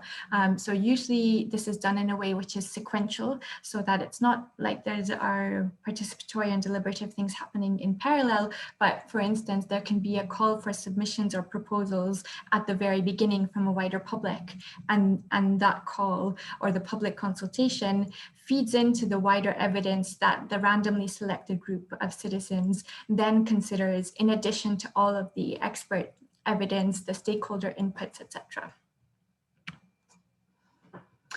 And one of the other things that is, I think there's a lot of interest in, and I think with reason, is in what is the impact of these sorts of deliberative processes. Now, it's one of the hardest things that we could find data for. We tried our best, but we did have findings from 55 different case studies, which personally, I think are actually quite positive in the sense that in 76% of cases, that over 50% of the recommendations get implemented. I would say that that's quite high, and I think quite promising, and another reason why I think there's a bit of a missed opportunity that happens when there's a sense that the process ends at the point at which the citizens give their recommendations to the public authority. Actually, there also needs to be communication that happens afterwards about how those recommendations are then being implemented later on, because most of the time, most of those recommendations are actually being taken into account. And I think it's a bit of a missed opportunity to not be explaining to citizens that actually we are doing this because it was a recommendation that came out of this deliberative process where other citizens like you suggested that this is what we should be doing. One of the other key things that we developed off of the back of all of this empirical evidence, but also working more qualitatively with an advisory group of experts that was made up of civil servants, academics, and practitioners, some of whom I'm very happy are able to join us for this meeting here today. But we developed good practice principles for deliberative processes for public decision making. And these principles are intended to not be too prescriptive, but with the dual aim of, on the one hand, helping policymakers arrive at a set of conclusions at the end of it, a set of recommendations which are actually useful to them because they're a set of informed recommendations that citizens have been able to develop with enough evidence and time and expertise to be able to take them seriously and to implement them. But then on the other hand, that the process is also designed in such a way to be able to inspire confidence from the wider public looking at this from the outside. So due to the time limits, I'm not going to go into each one of these now in depth, but if there is interest and questions about these in particular, I'm happy to pick up on that in the discussion afterwards, because I do want to end on saying, well, almost end at the end.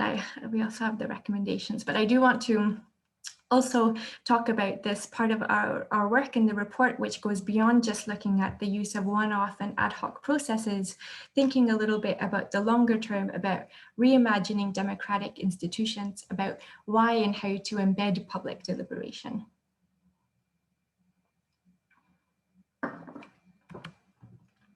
So, sorry, just to say, so by that meaning that how do we make citizen deliberation something that is a normal part of how certain types of decisions are taken in a way which isn't dependent on the political will of those who are in power, that it just becomes something that regardless of the political leaning or color of those in charge, this is something that is a part of how we do things.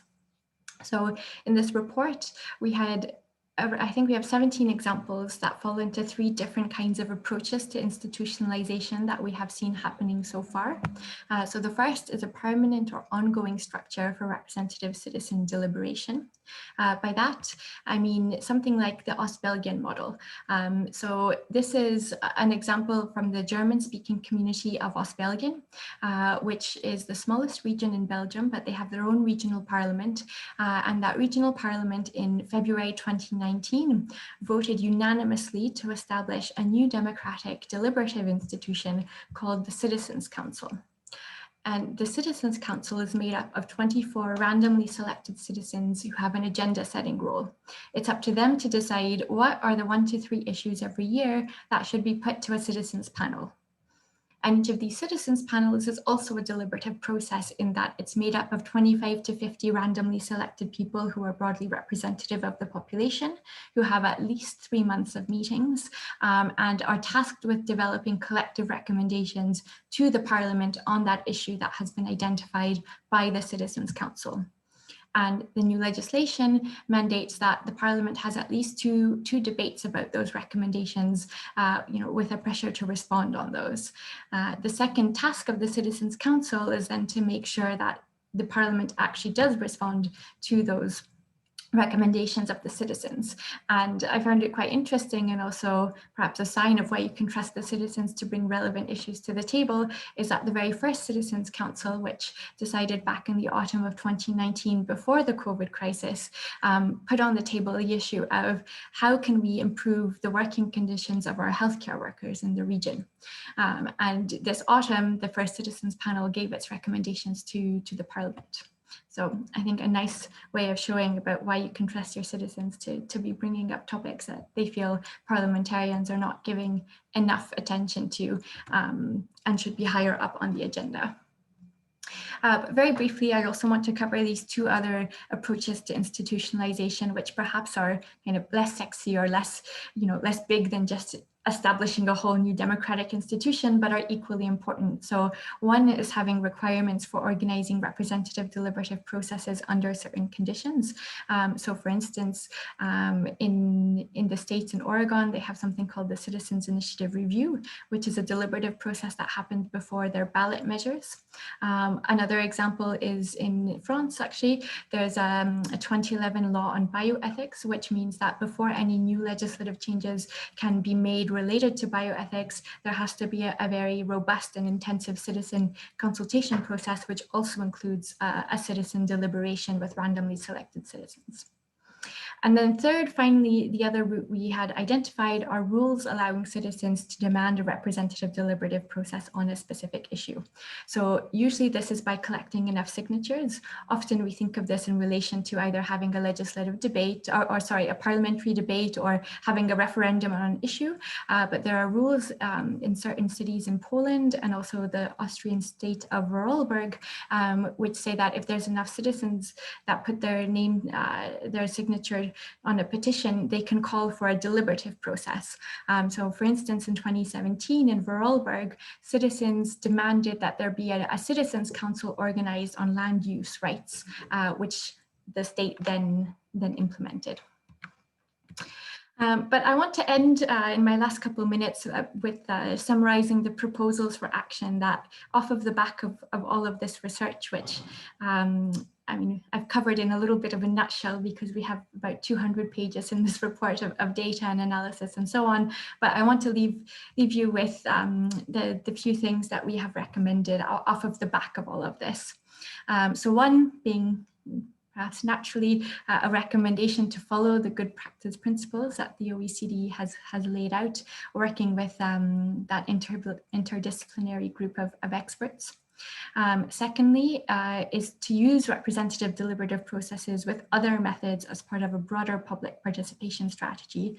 So again, this isn't a sort of either or battle with participatory democracy, with electoral democracy. We're saying this is something that's a complement to a much broader democratic system. And perhaps that's where I differ with Ellen's approach a little bit. Third is to provide transparent information about these processes.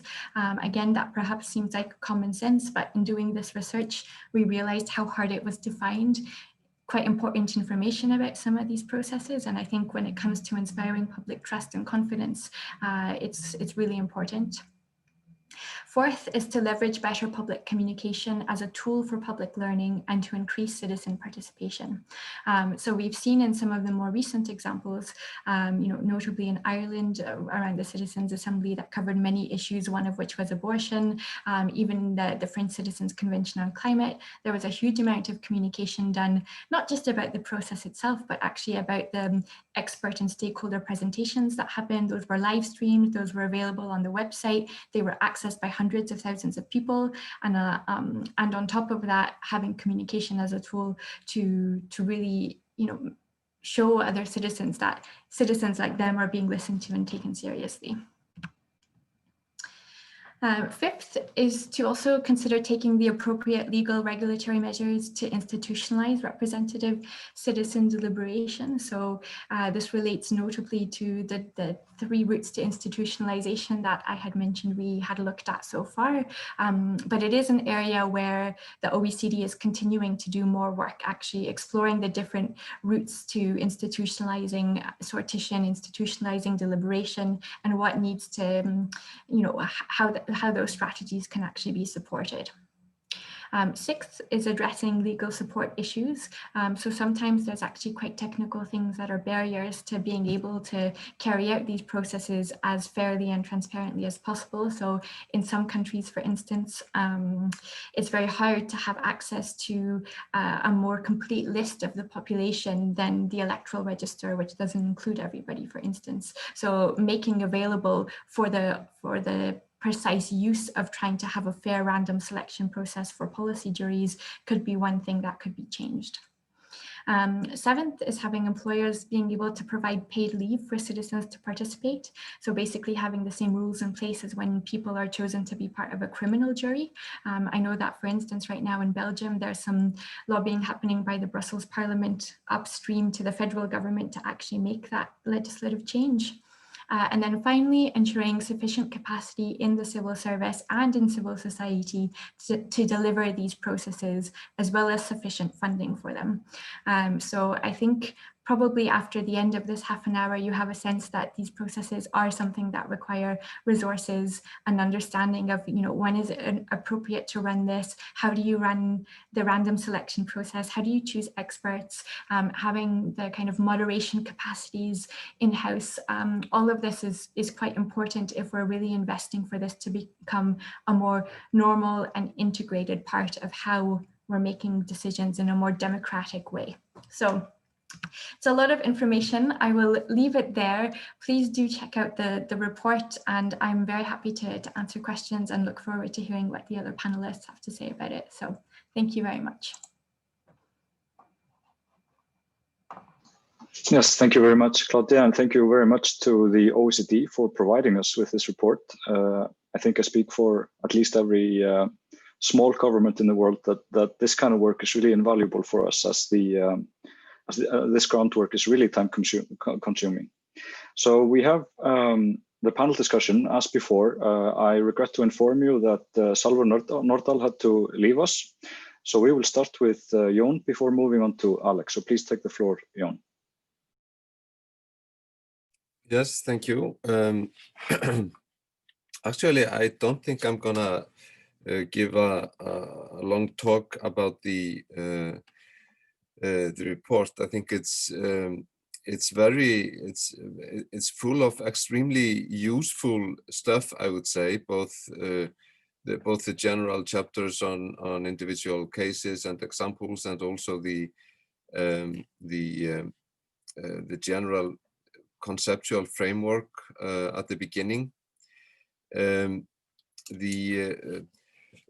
Maybe just one, well, maybe a couple of questions to Claudia, which I find interesting given her extensive experience with these different cases. The kind of institutionalized deliberation is something that has been discussed a lot, and one of the ideas, for instance, behind deliberative polls has been to institutionalize such polls, and this has, I believe, to some extent been done in Mongolia, where certain provisions were put into law that made it obligatory for the government to convene a deliberative poll on certain issues. But there is a question to what extent that is a good idea. Is it because in the end the goal is, I guess, to increase the deliberative culture in the representative institutions. And one of the things I think Ellen rightly points out, if I grasp that correctly in her book, is that maybe the idea of deliberation isn't very well suited to the representative institutions. So institutionalizing deliberative polls or some kind of assemblies would then sort of make or create a deliberative forum along with or aside with the representative institutions. But this seems to always make the deliberative forums of this sort a kind of a part of the administrative apparatus rather than empowering such assemblies or whatever you have. So I would be interested in hearing whether you have some ideas about the pros and cons of institutionalization. And then there's also maybe one other question which I think we have here in Iceland has been especially has been discussed to some extent because there is a as you might know, you in the report you briefly discuss the Constitutional Council effort in 2011 to 2013, but there is a longer saga that has evolved on constitutional change, which has in this country resulted in very big divisions. You could call them divisions between the political elite and those who support the Constitutional Council and its draft and so on. But the thing is that in a second attempt to change the constitution in Iceland in a way which was different from the way that the Constitutional Council did it, considerable public consultation has been organized. There was a relatively well-organized deliberative poll last year with a meeting that was sort of gave a much broader and it convened a group of people that were randomly selected, so they represented a very broad picture of the Icelandic voters, Icelandic nation. But the problem is that once you have a politicized issue of this sort, it is very unlikely that no matter how well you organize the deliberative exercises, they will not get the credibility that they always require. So I just wonder what you would have to say about preserving the integrity and credibility of the deliberative structures, because they seem always to depend on institutional support, on being supported by the politicians. And that again creates the danger that they will also be inevitably simply used by the politicians. So this is sort of two related questions that I would like to raise, but in other ways than just commenting the report. I'm not going to go into detail about it as such. I'll wait to respond to those more substantive comments after, but just a precision in terms of what was the topic of the deliberative poll you were talking about? Oh, it was the Constitution. It was about the one last year was also about the Constitution. Right. So there is so I can understand. 2011, and then there is the current elite-driven process, right? Yes, thank you, Jon. And I would be happy to send you at the OCT all the relevant information about this deliberative poll. I think I sent it to someone, but yeah. Anyway, let's move on to Alex, who will reflect on the OCT report before moving on to questions and general comments. Well, thanks for the opportunity to comment on the report. Well, first, I mean, it's a tremendous achievement, both in terms of the data collection and the nuanced analysis, and then finally the policy recommendations. So I think you should be congratulated for that. I have a few questions to raise or maybe pessimistic comments to make in the interest of spurring conversation.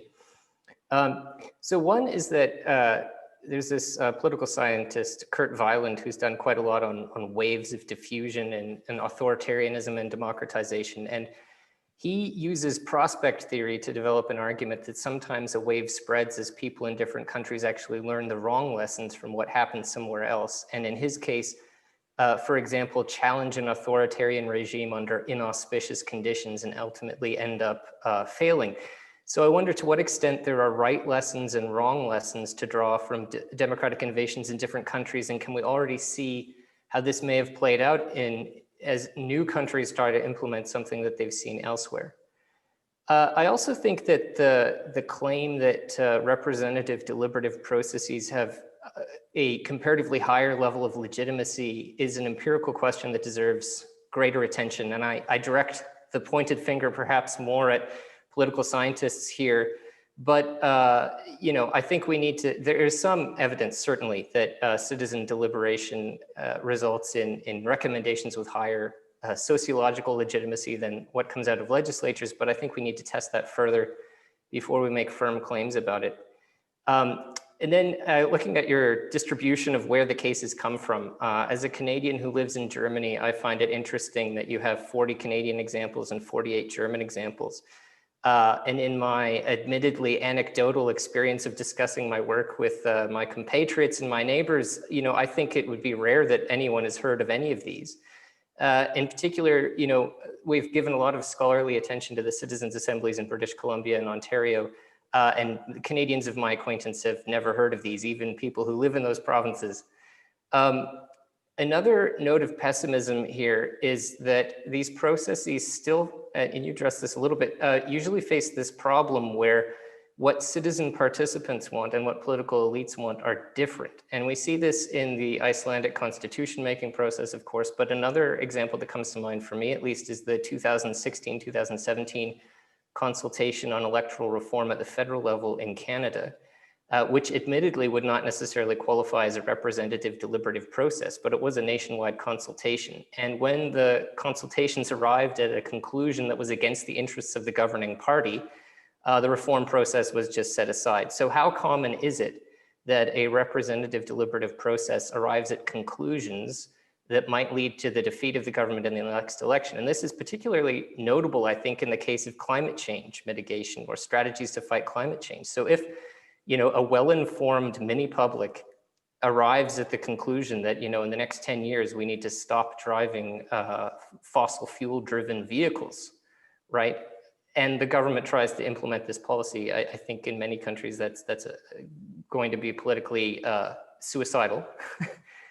And then I thought actually Kevin Elliott posted a great question in the chat about whether or not the sample is skewed or random in terms of the impact measurement. And maybe he'll want to say more about that. I don't mean to put him on the spot, but I wanted to give him credit for that. And it's also interesting to think in terms of giving credit about who gets credit from a successful process. So if a parliament implements a policy that was recommended by a representative deliberative process, do politicians make claims about implementing a citizen proposal, or does the policy seamlessly become part of the larger legislative program of the government? Anyway, I think, as I said, it's a fantastic report, and there's a lot to, I think, follow up on for empirical political science from what you've proposed here. Thanks very much. Thank you so much, Alex. And before I give the floor to Claudia to respond, I would just like to tell you that we have some time for brief interventions. So please, as before, raise your virtual hand if you would like to intervene briefly following Claudia's talk. Thank you. Great, thank you. And I don't know if Ellen was going to respond or say something as well in response, but I'll first respond to Jon and Alexander's points, because first of all, just thank you for taking the time to read through the report and to think about it. I do want to say that, I had a short presentation, so I'm giving the top highlights, but within the report itself, I do hope that we offer a bit more nuance and are by no means suggesting that these are some sort of like perfect or silver bullet response to a lot of democratic problems, or will be, each time leading to success. But they're if they're designed well and designed properly, they could be helpful. So perhaps just that small caveat to begin with. But first, Jon's question about institutionalization, and is that actually a good thing? I think it's a very fair point, and it's why at the OECD anyways, we're treading around this question rather carefully. Like, there isn't too much in terms by way of, let's say, recommendations on this. At the moment, what we have in the report is more of just I would say almost more descriptive analysis of what we've seen happening so far, because we have seen these examples, and what we're trying to do now is to think a little bit more in depth about, are there certain types of policy issues or questions where it would be beneficial for the outcome of the policy in terms of both the content of it, but also the legitimacy around it, to have a deliberative process in place. And that's also thinking about the fact that there are already quite a lot of institutionalized examples of participation a bit more broadly. There are requirements for public consultations on all sorts of different policy issues, but I would say that a lot of the time those requirements are almost detrimental in a way, because those consultations are not designed in a way that actually help policymakers out. And having them be a bit more precise about deliberation rather than just consultation could be helpful. So I think, for instance, when it comes to certain issues like we've seen come up very frequently around like urban planning, for example, there in most places there is some form of regulation of requirements for public consultation before planning decisions can be taken. But often those regulations don't require deliberation, whereas deliberation, I think, could be a more useful way of trying to find some common ground on issues that concern the broader community, in a way where people are needing to kind of put themselves in other people's shoes, not just give their own personal opinion, but to have to think about the issue from a more wider, broader community perspective. So with institutionalization, we're really thinking about when could it be an added value. Also, there's a whole consideration about the limitations of institutionalization as well. So again, I don't think it's a perfect solution, but I do also share a lot of Ellen's analysis about the problems that we face currently with just having our electoral representative institutions in place as the main mode of public collective decision making. Because at the end of the day, what we're talking about here is how do we best make and take collective public decisions that affect us as a society. And personally, I think that the way that current system is designed, it incentivizes certain things which are detrimental to collective decisions, which are short-termism, which are polarization, things taking place in the form of debates, where, you know, by their nature, somebody has to win and somebody has to lose, rather than designing things in a way where we try to identify the common ground and some consensus between us. Going over to some of Alexandra's questions, you know, thanks very much again, and you've asked a lot of them, so I think I'll just pick a couple of them so we also have time to hear from Ellen and some time for questions from the people in the audience here. I mean, I'm also a Canadian, so I do take your point about thinking about how many Canadians have heard about the British Columbia and Ontario examples, some of the other things that have happened. I think that there is more awareness today than ever before, but I completely agree that I think most people have never heard of these processes yet, and it's slowly changing. I think I don't know, it's hard to talk for Canada because I'm not living there anymore, but I have the sense in Europe, at least with the Irish Citizens Assembly, the French Citizens Convention, there has been much more media coverage than we have ever seen before, and that hasn't happened on its own either. That the organizers of these processes have also realized that it's important to be communicating to the wider public about what is happening, how their decisions are being informed, you know, trying to engage a broader public, seeing this as an opportunity for public learning as well.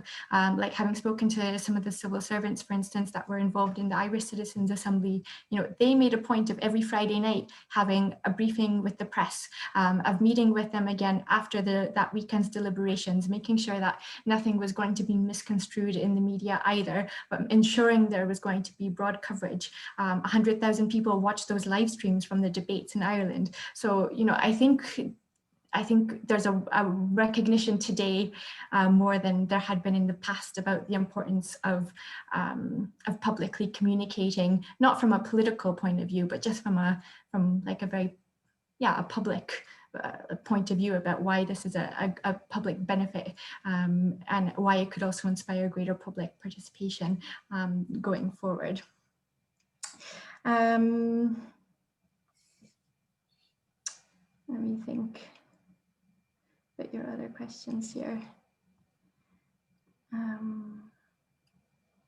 Yeah, I mean, I suppose perhaps just linking it to the political question about like how common is it that a representative deliberative process might lead to a defeat of the government at the last election. I mean, first of all, I think the public consultation on electoral reform in Canada was very, very far away from the ideals of the representative deliberative processes we're talking about here. I think one of the preconditions for doing such a process, though, needs to be, like we were saying, it has to be a complex problem that's not asking for a yes or no answer, but it also needs to be a problem which is like, you know, it's starting from the point of this is a problem. We don't know what the solution is. There are potential different solutions forward. We're open to considering them. And it has to be kind of on that basis. If politicians are closed from the get-go to considering the different kinds of recommendations that might come out of such a process, it's probably not worth doing it, to be perfectly honest. I think it has to be seen as this is a mechanism for helping solve problems better. And if politicians have already taken some form of decision on the issue, and this might be seen as something they're doing to legitimate that decision, that's also not going to be very helpful either. And I'm interested to see what happens actually with all of these different climate citizens assemblies that have taken place recently, because you also mentioned this climate issue. I mean, I don't know. I think that the jury is still out in a way in terms of the usefulness and impact of engaging citizens in this way on climate. Personally, I think that a lot of the good impact we've seen has been when the issue has been framed perhaps in a slightly narrower and less political way. For instance, in certain cities, about how can we improve the air quality in our city, which doesn't seem like a climate change issue to begin with, but actually almost all of the recommendations are very radical climate proposals about, you know, reducing the use of coal in a very short time frame. I'm thinking of examples from Poland, for instance, where that was the case, and really accelerating a lot of transitional measures that need to be taken, which makes it a lot less, I think, politically controversial when it's not framed in a climate change way as well. So anyways, those are just some of my points to those questions, and I want to leave some time for some more questions as well. Yes, thank you so much, Claudia. And we have Helen for a brief intervention, and then we move on to a number of questions, which I think, the current number of people who raised their hands is a very realistic figure for the remaining of the this event. But please feel free to type your questions in the comments, and they will be answered at some time in the future. Well, thank you, Claudia, for the wonderful presentation. I just wanted to make two remarks. One is sort of spurred by Alex's remark about the question about how many of these assemblies have resulted in recommendations that the government followed and then went on to lose at the ballot box, right? And I actually, why do we assume that it's political suicide to follow up on the recommendations of a citizens' assembly? And you're right, Alex. I mean, this seems to be the intuition among politicians. Look at what Macron and Parliament are currently doing to the recommendations of the Citizens' Convention for Climate. They're very much afraid of taking them wholesale and at face value. They're diluting them as much as possible. They seem to believe that this would just be political suicide. Even the citizens themselves were afraid to put their own recommendations to a referendum. Actually, that was a big surprise and somewhat of a disappointment. Actually, in June, they were asked, "Do you want to put some of your recommendations to a referendum?" And they didn't trust their own peers to follow them on things like mandatory global renovation of your house by 2030 or something like that, which is like the main big sort of proposal to curb greenhouse gas emissions. And I think that maybe it's not so much that people are right that majorities wouldn't follow them, is that the system is not majoritarian enough for this to happen, meaning because actually when a team at the Paris School of Economics measured people's opinion in France more broadly about the environment, they came to the surprising conclusion that actually the positions of the convention were not that far ahead of the country. They were not as radical. They were not the Green Khmer and the crazy utopians that they were portrayed as in the media, for example. So I feel like it's possible that it's political suicide, but maybe to the extent that the system is not majoritarian enough, and in fact gives disproportionate influence to lobbies who kill such proposals.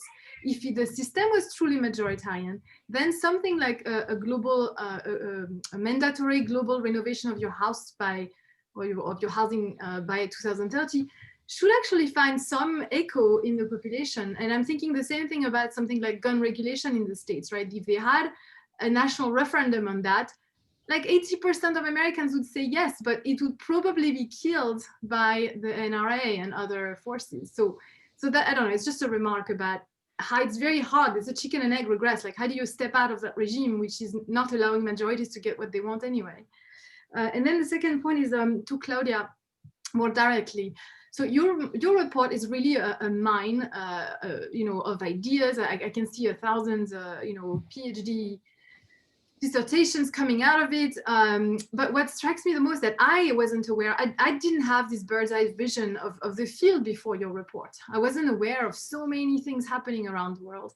And my colleagues in political science, neither. I was shocked. I told them about your report, and they always dismiss deliberative democracy as this fringe, utopian, unrealistic thing happening at the margin of the system.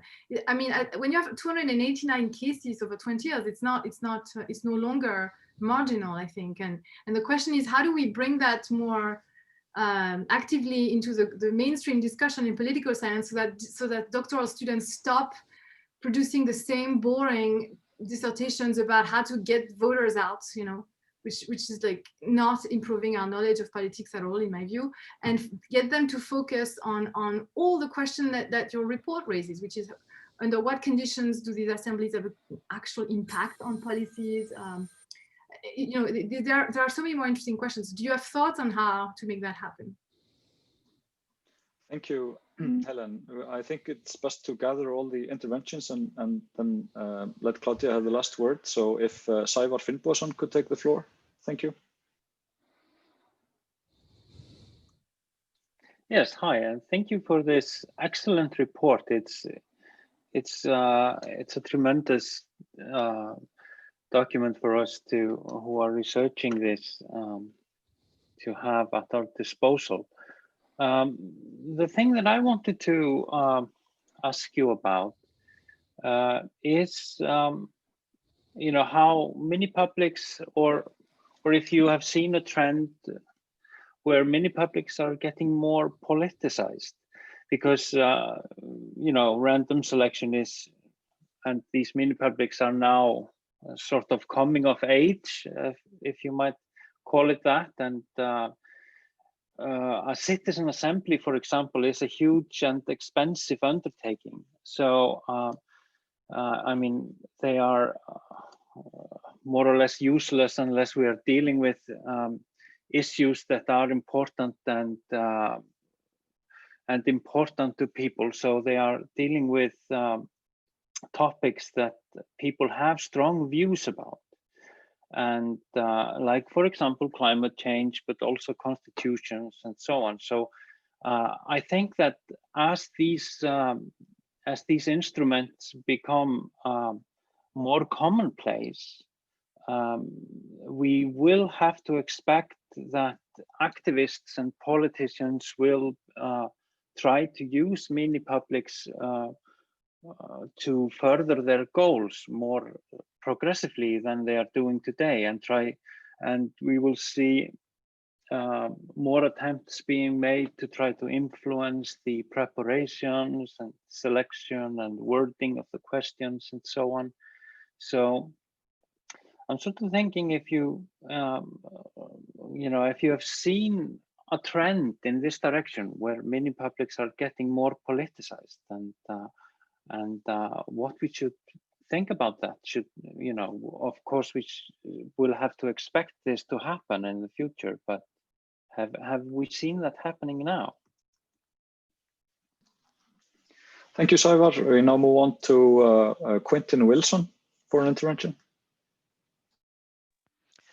Thank you very much.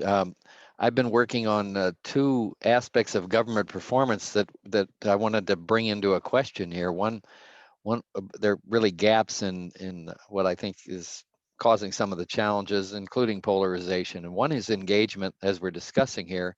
Another is outcomes and measures along the lines of the Sustainable Development Goals.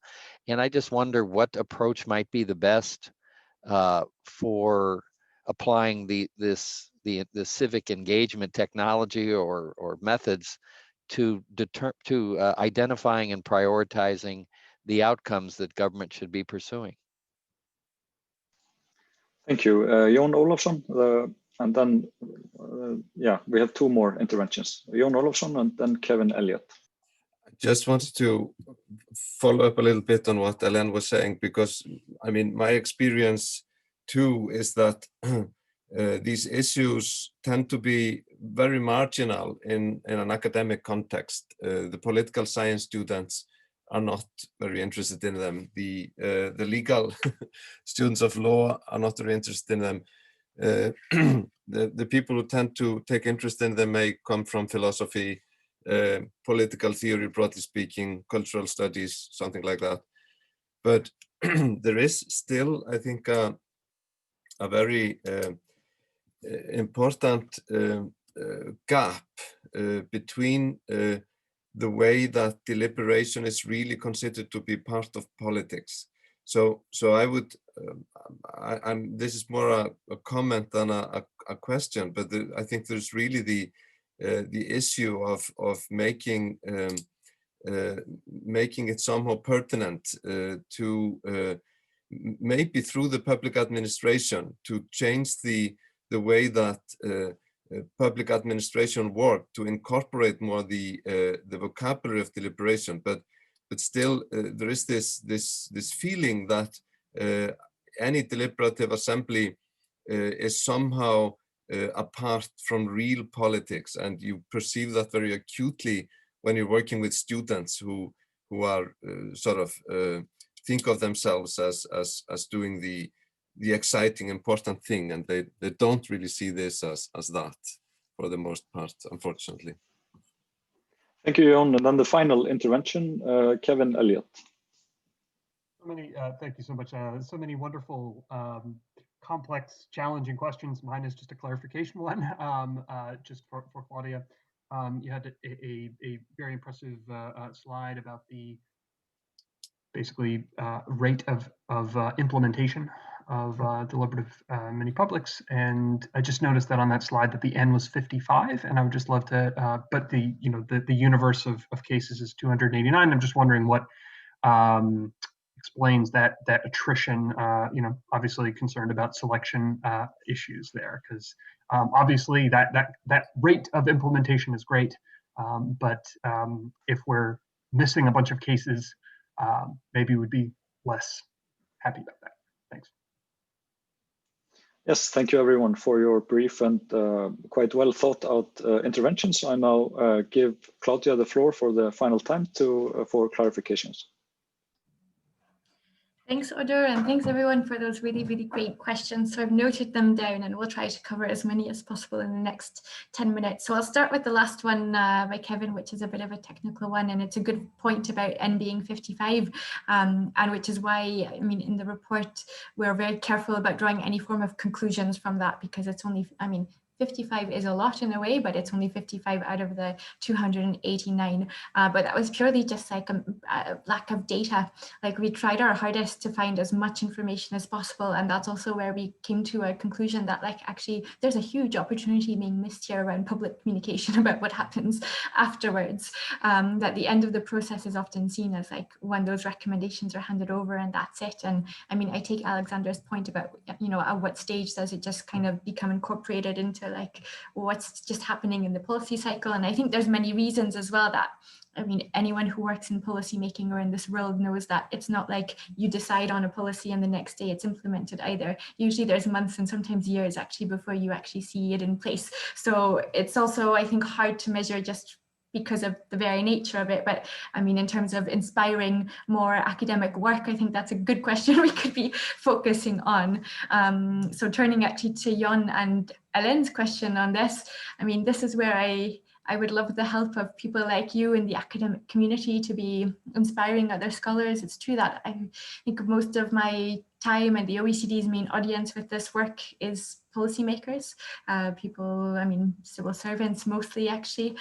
So most of my time is spent speaking to them, although I have been making some efforts, and actually thanks to some of you, like being invited to still speak at panels like at APSA and ECPR and other conferences to try and bring this work into the academic community. But I'm not sure it's going to be me on my own who inspires the students to be doing this. But we did in the conclusion offer a whole series of different questions where we feel like it would be great to have more research, because we also realized that the limitations of what we have in the report, a lot of it is still fairly descriptive, because that's all we can be doing at the moment. But I think there's lots of avenues of what we could be doing with this data now to build on it further.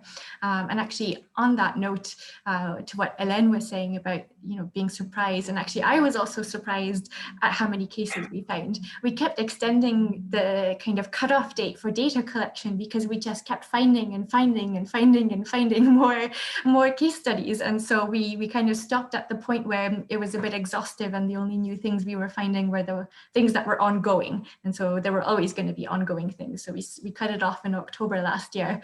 But you know, even up to the very end, right before we were publishing the report, we came across, I think, 12 new cases from Japan, which a Japanese researcher alerted us to because they had never been published about in English before. There's only existing scholarship in Japanese. But so he took the time to translate all this information for us so that we could add it into the report. So I think we also, and we acknowledge this in the report, I think there's also a data gap in terms of, like, we're not by any means also saying this is a comprehensive database, and there could still be valid cases even from that time period that we just haven't been able to find because of language and other barriers. So, but I do stress the point that it's, you know, this has been an international trend, something that's been growing, and I think has happened more than we think it has.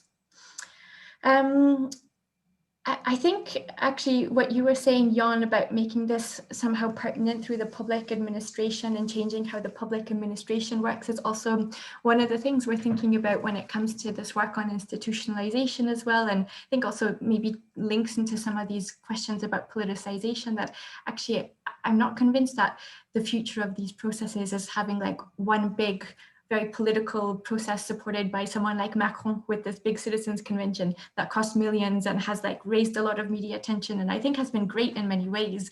But I think where we might see the real potential of having like a long-term and more meaningful impact is when this becomes like a normal part of the way, you know, different, you know, public agencies are working, parliamentary committees having a stage in their working cycle of also having a citizen deliberation, not necessarily one that has 200 citizens and that lasts 9 months, but it could be one with a smaller group of people that lasts just a couple of months and feeds into the work they're doing. That's the sort of actually perhaps less sexy change, but the change that I'm most interested in seeing how this just becomes boring almost, but that citizens are having a meaningful say on lots of different issues. And that's also why we very, very deliberately avoid using the word government in terms of saying who is the initiator of these processes in the report, and talking about public authorities more broadly, because we also think that it should be other public authorities like parliamentary committees, you know, like, I don't know, like ombudsman offices. You know, I think we can also be a bit more creative in thinking what sort of public institutions would benefit from incorporating informed citizen deliberation into their decision-making processes. So I wanted to get that point across. And that actually makes me think I didn't answer your second question earlier, Jon, when you were talking about the deliberative poll in Iceland on the constitutional questions. I mean, I do want to say that in this report, we identified 12 different models of deliberative processes. So the deliberative poll is one of them. Because of time limits and because this is quite a technical thing, I could also talk for like 20 minutes about on its own. I didn't go into depth on it, but all of that to say is that we also need to remember there's more than just the citizens' assembly or citizens' jury as like the way of doing public deliberation, but we also need to be mindful about what kind of outcomes we can expect with certain types of deliberative models.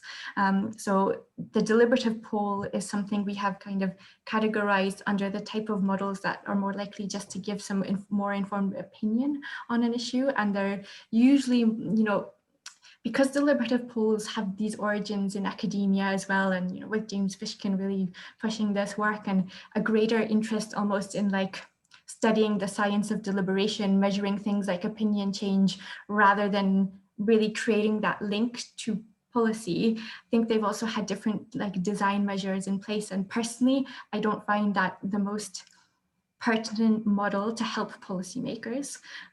So I think that might have also been why on an issue like the Constitutional Convention, which was brought up with a deliberative poll method, it might not have been very helpful as a tool to actually helping, because also the deliberative poll is one of the fewer methods that doesn't aim to find consensus necessarily.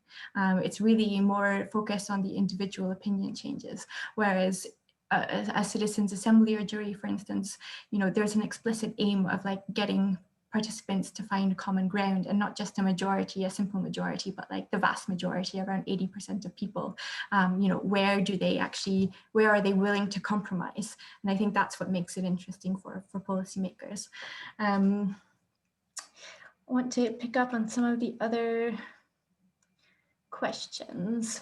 In terms of Quentin's question about the approach that might be best for applying these methods to identifying and prioritizing outcomes that governments should be pursuing. I mean, I don't know if I understand your question correctly, but I'm sort of understanding it in the sense like instead of just using these methods to get citizen recommendations on specific policy questions that have already been decided by people in political or public authority, to actually get citizens involved in choosing what should be the questions up for debate in the first place.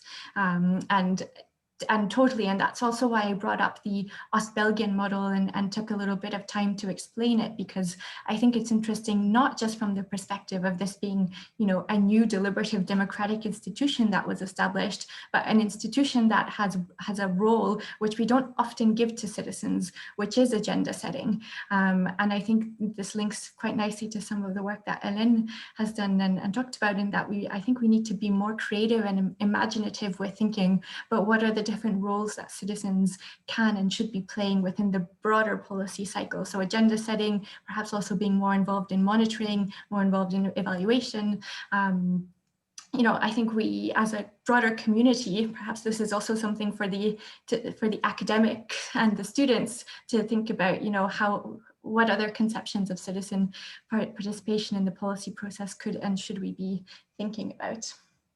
Thank you. I think I've answered most of those questions there. We only have a minute left, so I think I'm just going to end on that note, because I'm mindful of everyone's time and we've spent a good few hours together. But I mean, I also have been trying to read through some of the questions in the chat, which have been really, really great. We're going to save them, and I'm thinking that we might end up writing as part of our work at the OECD on these topics. We have a Medium blog called Participo, where we've had a couple of different series going on as well, one about digital for deliberation, but another one is also about new democratic institutions. So I'm thinking, while we're all here publicly, I'm going to try and get Ellen to definitely try and write for us, but we might also try and answer some of these questions in written format through that medium as well, given we don't have time to talk about everything today. But I really, really appreciate all the time and thought for the good questions that we received. So thank you. Yes, and thank you, Claudia, for this very interactive approach, and also for staying on time. So that's all we have time for today, but the discussion will of course go on both in Iceland and abroad, and we are very grateful for the OECD and of course all the scholars here for providing us with support to stay evidence-based. This I say on part of the Icelandic government at least. So thank you to all the speakers, panelists, and everyone else for spending this afternoon with us. I'd also like to thank Democratic Constitutional Design, the project that is also co-hosting this event, the OECD, and especially Eva for your support. And yeah, we will continue this this conversation in the future. Thank you, everyone. Thank you, Odor. And just you. saying that I posted a couple of those links in the chat for people to access easily. And really a big thank you on our end to you and to Jon, to Ellen, Alexander, and Salvor for your time today too, and to all of the participants for your interactions as well. So thank you very much. That was really enjoyable. Me as Thank well. you. Thanks. Bye-bye. Bye. Bye.